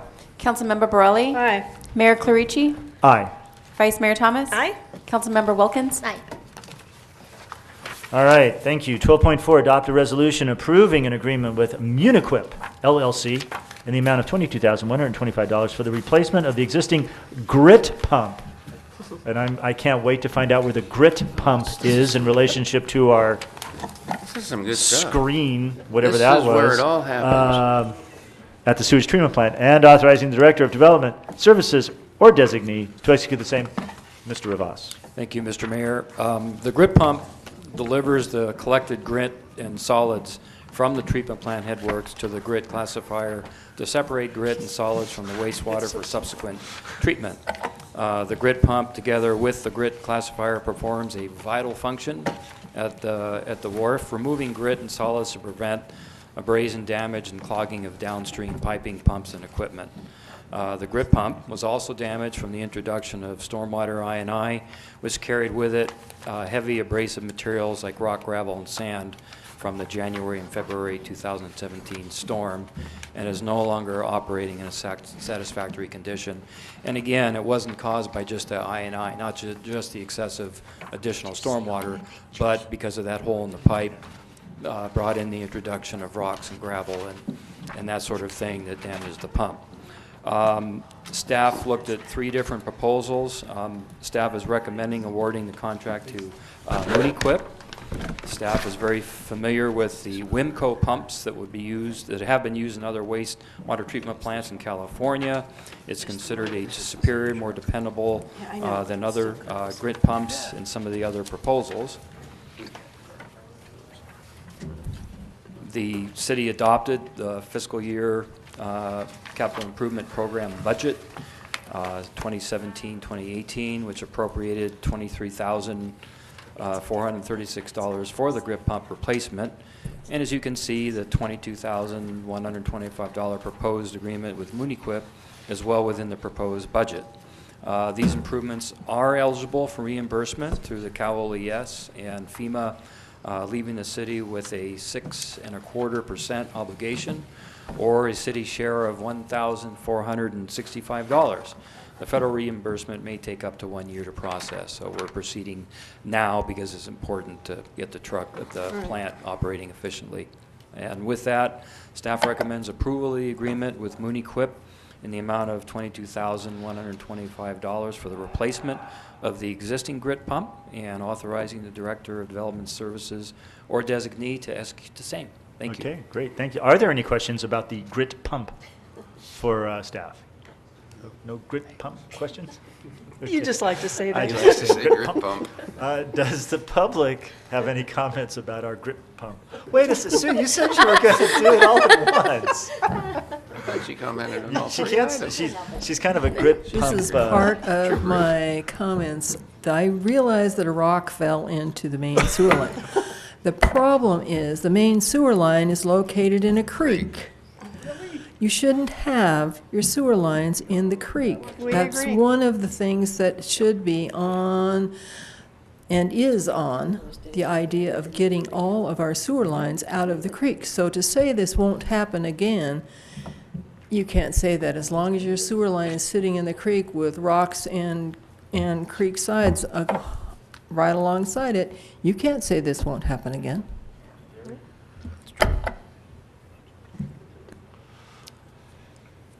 Yes. I see a hand down. No, he's just doing the timer thing. Oh, All right, any other comments about our grit pump? All right, bring it back here. Move approval of the item. We have a Second. motion, and a second. Roll call, please. Councilmember Acuna? Aye. Councilmember Borelli? aye. Mayor Clarici? Aye. Vice Mayor Thomas? Aye. Councilmember Wilkins? Aye. It just gets better. You're on a roll. We're going to adopt a resolution approving an agreement with TNT Industries, Industrial Contractors, Inc., in the amount of $119,054 for the replacement of existing grit classifier and authorizing the Director of Development Services or designee to execute the same. Now, I just want to make sure, if we're going to It's better than patrol. get a new grit classifier, I want it to be the Sand Shark, Well, it is. manufactured by Hydrodyne. It is. I just want to make sure my grit You saw classifier the same thing I is a did. Sand Shark grit classifier. I'm going to the plant when they get this Perhaps the installed. best grit classifiers ever made. And I appreciate the pictures because now I know what he's taught with what all this is talking about. Poor Mr. Take it away, Rivas. Mr. Rivas. Thank you very much, Mr. Mayor, members of the council. The grit classifier is one of the first processes at the wastewater treatment facility. It follows just behind the screen. The purpose of the grit classifier is to separate grit and solids from the wastewater for subsequent treatment. The grit-free wastewater, along with the organics, overflow from a vortex chamber within the grit classifier for further treatment. It performs a very vital function at the reclamation facility, removing grit and solids to prevent abrasion, damage, and clogging of downstream piping, pumps, and equipment. The grit classifier was also damaged from the introduction of stormwater I&I that contained heavy abrasive materials such as rock, gravel, and sand from the January and February 2017 storm events. The existing grit classifier would be replaced, or we propose that it be replaced with a Hydrodyne Engineering, Inc. Sand Shark Grit Classifier, model GC-9-144. For those of you that are very interested in that Sand Shark, I'll give you all the Sand Shark. details. The project would include the classifier unit, control panel, appurtenances, installation, startup, and removal of the existing grid classifier for disposal by the city. 3 proposals were reviewed by the WRF staff, and staff is recommending awarding the contract to TNT. The city adopted the fiscal year 2017-2018 capital improvement budget, which appropriated $141,949 for the grid classifier replacement. And as you can see, the $119,054 proposed agreement with TNT is well within the $141,000 project budget. These improvements are also eligible for reimbursement through Cal OES and FEMA, which is the Federal Emergency Management Agency, leaving the city with a 6 1/4 obligation, or a city share of $7,441. Federal reimbursement may take up to a year. Staff is recommending approving the agreement with TNT in the amount of $119,000 for replacement of the existing grit classifier and authorizing the Director of Development Services or designee to execute the same. Thank you. Are there any questions regarding our I have a Hydrodyne I- Shark grid classifier? I will have a comment after the public chance to see it. Any questions about, okay. Would the public wish to comment on the grit classifier? Hydrodyne, sand shark. Grit classifier. Apparently not, surprisingly enough. I have to say I'm gratified that you went with the GC9144 because the GC9140 it's got a bad not rap. a good product. No. But the 144, excellent product. Okay. You actually have a comment about grit classifiers? I do, and I can actually top that because I was down at the plant enough times in the middle of the night and watched things floating where they weren't supposed to be. And watched this small staff at this plant. I mean, these particular items, and Sue, I'm going to have to get you a pass to the plant when the next big storm hits, because this stuff literally got blown out of the ground by the volumes of water and material. I mean, it was all they could do to try and keep these particular pieces of equipment in their holes, let alone operating. So, yeah, it was a massive mess, and it was a huge storm, and let's hope and pray that the government does come up with the FEMA money.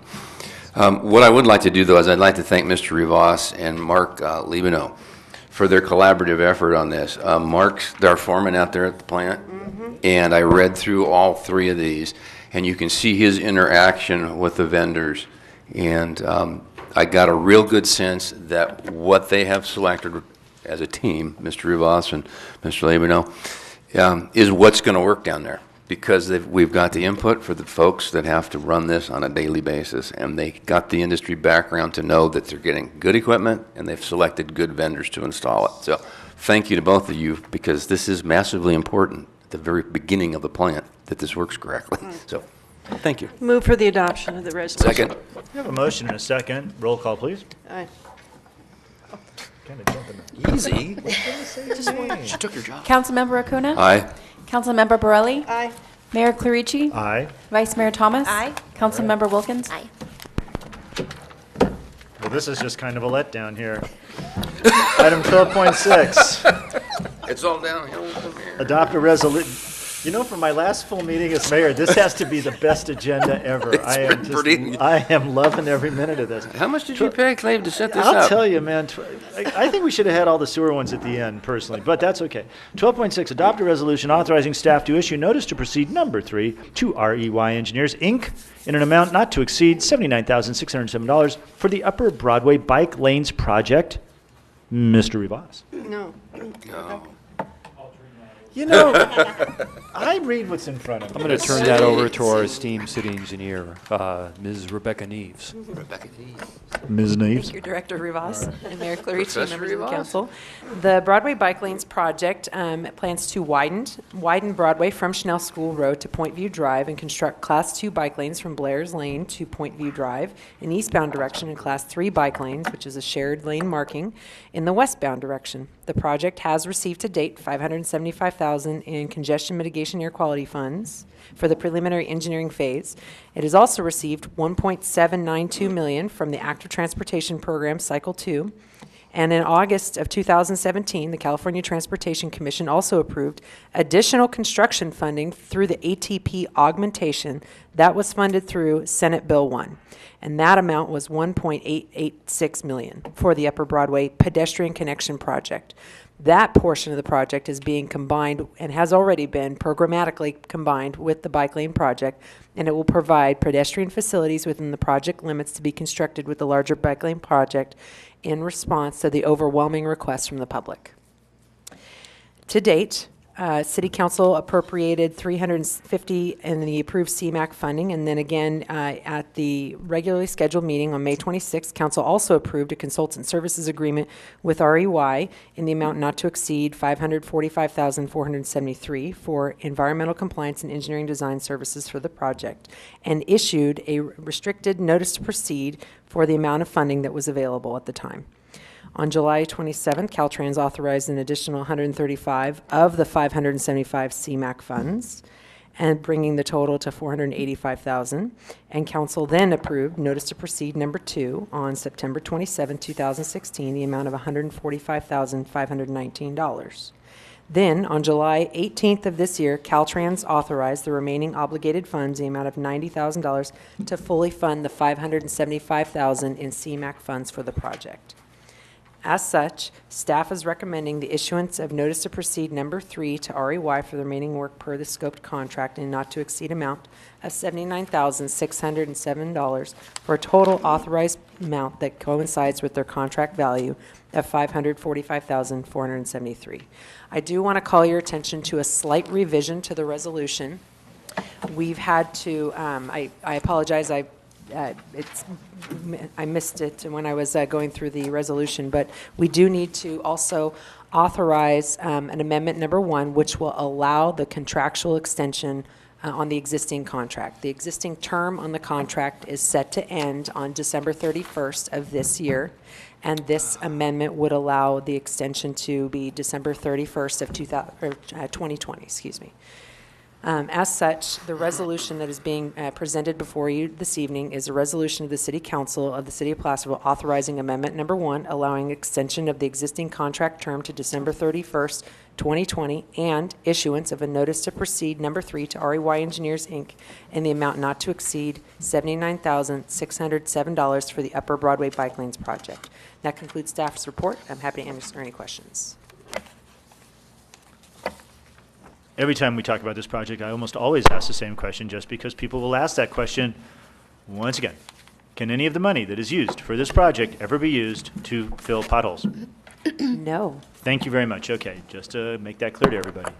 Do we have any other questions actually that are pertinent to this particular agenda item? Rebecca, how close are we to construction once the design? The construction funding is programmed in fiscal year 2019-2020.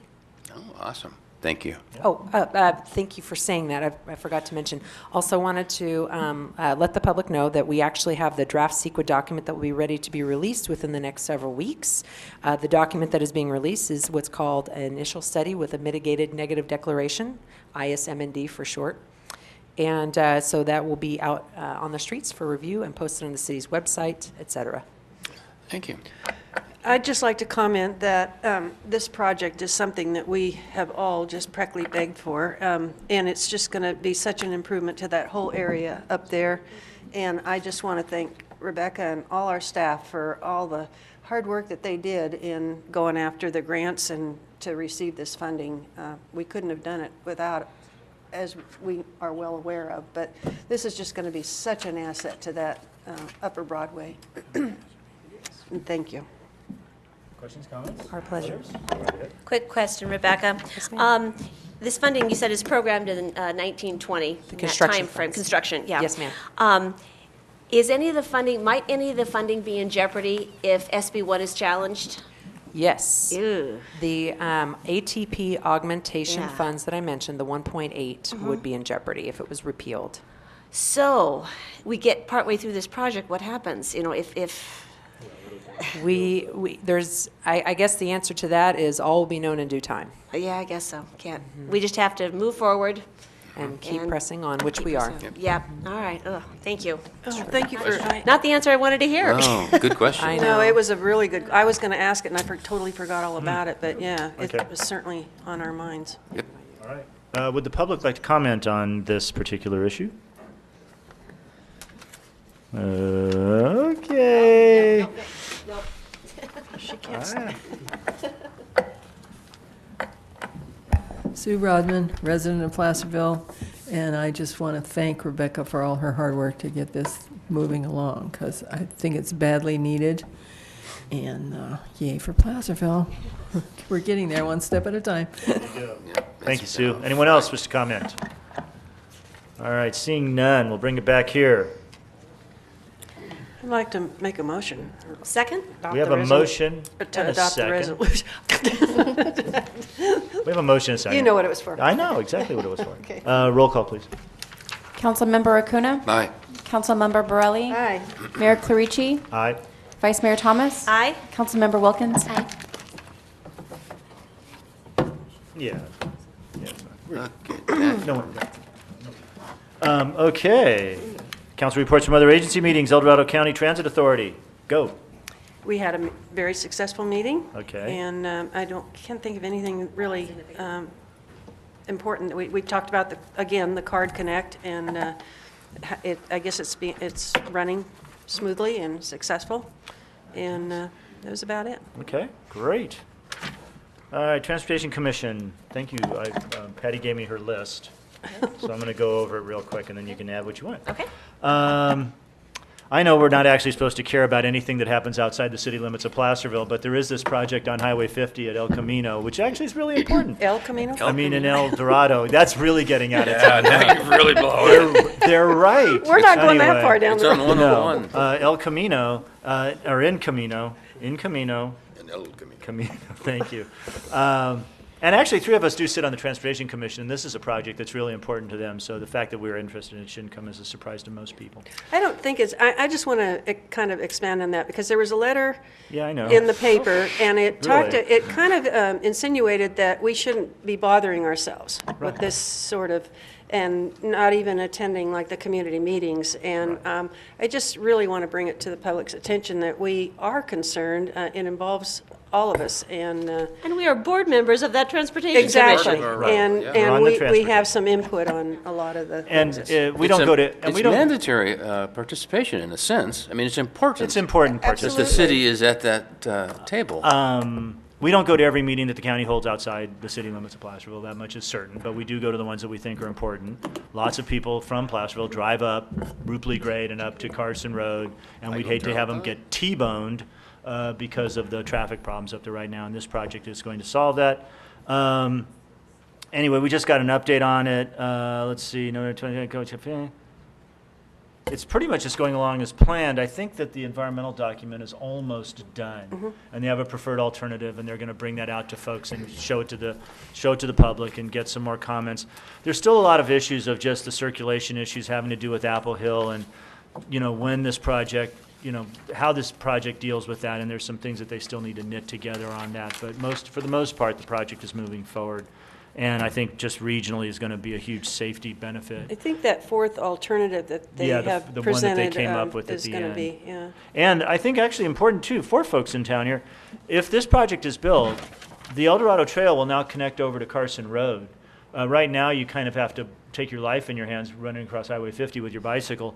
And this is actually one of the components is to get at least a way to get off the El Dorado Trail up there in Camino, over into Carson Road and over into Pollock Pines, which is actually a big deal. That is not a small thing.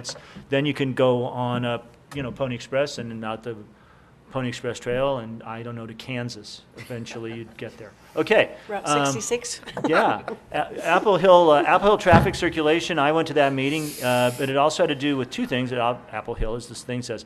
It also talked about traffic here in town. As we all know, when Apple Hill goes on, there's a lot of traffic in town, especially on Sunday afternoons. It's crazy.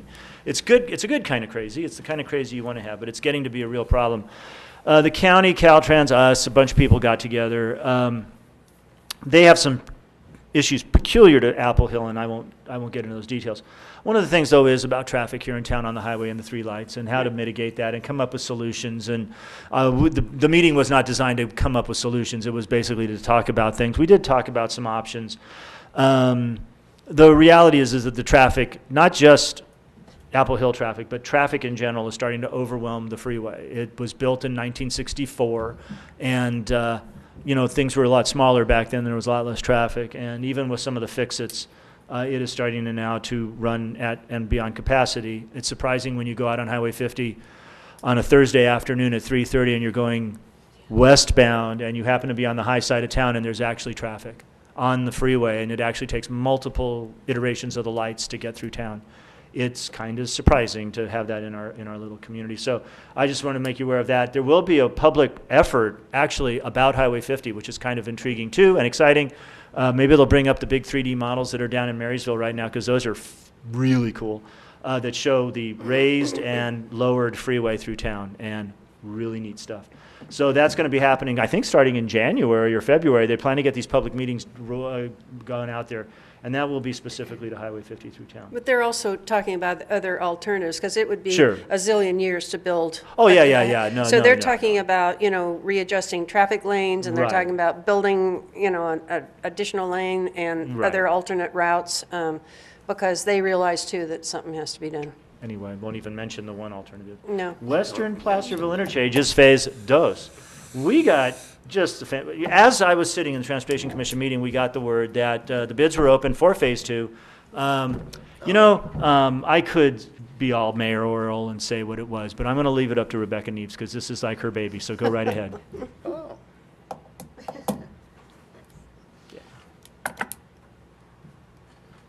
Thank you. Yes, it is one of my children, actually. Now, we received two bids from excellent contractors, one from our very own Doug Veerkamp General Engineering and also with Tyker Construction. The bids came in a little bit over the engineer's estimate, but we still have sufficient funding and contingency to move forward with constructing the project. We're planning on awarding a contract to Doug Veerkamp General Engineering as the low bidder on the January 9th meeting. Awesome. And what are the features of that project? The features include an auxiliary lane on Highway 50 in the eastbound direction, an eastbound off-ramp, a signalized realignment of the intersection of Ray Lawyer Drive and Forney Road, the construction of an El Dorado County Transit Authority park and ride facility, as well as many active transportation features, including bike lanes, a Class 1 path, and connecting up the jail trail to the El Dorado Trail, excuse me. That trail. That trail. That trail. It's a lot of things, and actually, it's pretty tidy for like almost $6 million. I mean, you're getting a lot of things. How much is the budget? For It's we actually have we actually have close to $12 million. 12 in million. funding. I'm sorry. Right. It's like six, but more. Yeah, this is the largest transportation project the city's ever undertaken, so we're very excited. Wow. About it. Yeah, and the low bid came in a little over $9 million. That's right. Awesome. Very good. And once again, Gordon. well, no. What? Doug, I'm no, sorry. but I'm. All right, I should stop. No. Question? Our staff, and all the departments that Rebecca mentioned, these folks worked so hard to get this project It took funded. a village. And lost a lot of sleep, I understand, and worrying and trying to come up with creative ways to, and they put everything together and we got it. And again, kudos to you guys. Your efforts are certainly appreciated. Right. Thank you. Our pleasure. And the groundbreaking will be? Well, that will be, I will work with City Manager Morris to discuss that. I won't speak on that yet. Okay. No, It that's would be, great. given that we won't have winter, so we could start in February. Mark, don't say that. Okay. Well, maybe it'll rain now, huh? Senate Bill 1, as was mentioned, Senate Bill 1, the one that added 12 cents to gas tax and a bunch of other things to raise money for transportation. There is a movement to get it repealed. They are getting signatures. Who knows how that's going to go? You all can decide what you think of that. Anyway, that's my update. Does anybody want to add anything?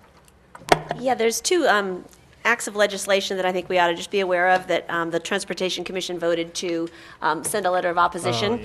And that is AB 1640, which would set aside 25% of the RTIP funds for disadvantaged communities. Yes. Yeah, and there's different categories of disadvantaged communities, and we don't get a lot of money from that, and setting 25% aside is a lot of money. So we're sending a letter of opposition to that. And then also SB 760, which would require that all SHOP projects, and SHOP are the highway safety traffic projects, would prioritize bike and ped facilities. Now, we are certainly not in opposition of bike and ped facilities. However, in a rural model, the highway safety projects often don't have bike and ped facilities in them, so it does not apply to the rural model. And once again, the state is not thinking of how those mandates can be applied throughout the state. It just doesn't make sense for El Dorado County, so we are sending a letter of opposition to that, too. Signed both the letters. They are on their way. Okay. LAFCO. Well, we met. We'll meet again in January. Okay. It's all good. Yay. All good. We did not have any meetings with SACOG and the 2x2. No meeting? Great. Are there any requests for future agenda items? I have a comment that I would like to make under that section, if I might. And I was going to bring it up at that last item, but it's just appropriate here. Okay. Our city engineer last year, I believe, went through the process of redoing our encroachment permit process. When other people dig up our streets, it was something that was sorely lacking and way behind the times. And we just recently had a full trench, cross-street trench there at the front of the firehouse over to the parking lot behind the hotel. Comcast had the audacity to tear our street up. Well, I was so happy to see that our city engineer and her staff in the new process had put very stringent requirements on that. It's something that's been missing for a long time. In the past, that type of a trench would have just turned into a complaint, eyesore, traffic hazard. But with what is now required, the trenching contractor has gone in there and had to do a very appropriate repair that will, I am very hopeful, never generate a complaint. And this is, as we're going forward, this is one of the small steps but important things that has to happen for the entire street system to improve. So I want to thank her for following through on that and really putting it to Comcast and making sure they fixed our street after they had to tear it up. And there was a lot of traffic control and congestion in front of the firehouse, but it all went well, and it's all back together very nicely. So thank you. Did not go unnoticed by me. I wish we could get them to do the project up on top of Sacramento Hill. Well, maybe we need Rebecca. Let's get Rebecca on that. That's a state highway, right? That's the Highway 49, so yeah. Okay, are there any requests for future agenda items? Okay. City manager and staff reports? Nothing, okay. Upcoming items tentatively scheduled for the next regularly scheduled city council meeting of January 9th, 2018. Note that January 9th, we will not be here the day after Christmas. I know that's disappointing for a lot of you, but we're not going to be here. I know. Very upsetting. I could have had one more meeting. I got shorted last year, too, by the way. I just wanted to let you know. I got shorted one meeting in January because it rained so much. Anyway, I'm not bitter. The January 9th, 2018 include parking ordinance. Oh, that ought to be a lot of fun.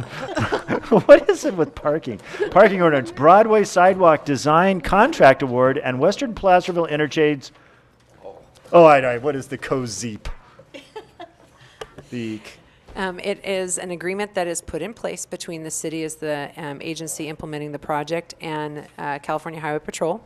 They provide the traffic control services during day and night work on the state highway system during the construction of the project. Oh, but you got it. What's COZEEP? You know what? Honestly, I can't remember all of it, but it's something to the effect of, operational zone encroachment enforcement program, something to that effect. That's good enough. All right, thank you. Okay. Hey, I want all of you. All right, I am a goofball. It's been a great year. I want all of you to have a really nice Christmas, Hanukkah, Kwanzaa, if you choose not to celebrate anything, Festivus for the rest of us, and a good New Year because it's a great city and we should all go out now and enjoy it and be safe out there because there's a lot of goofy people this time of year driving around. So anyway, I'm going to actually use my gavel. Go home. Happy holidays, everyone.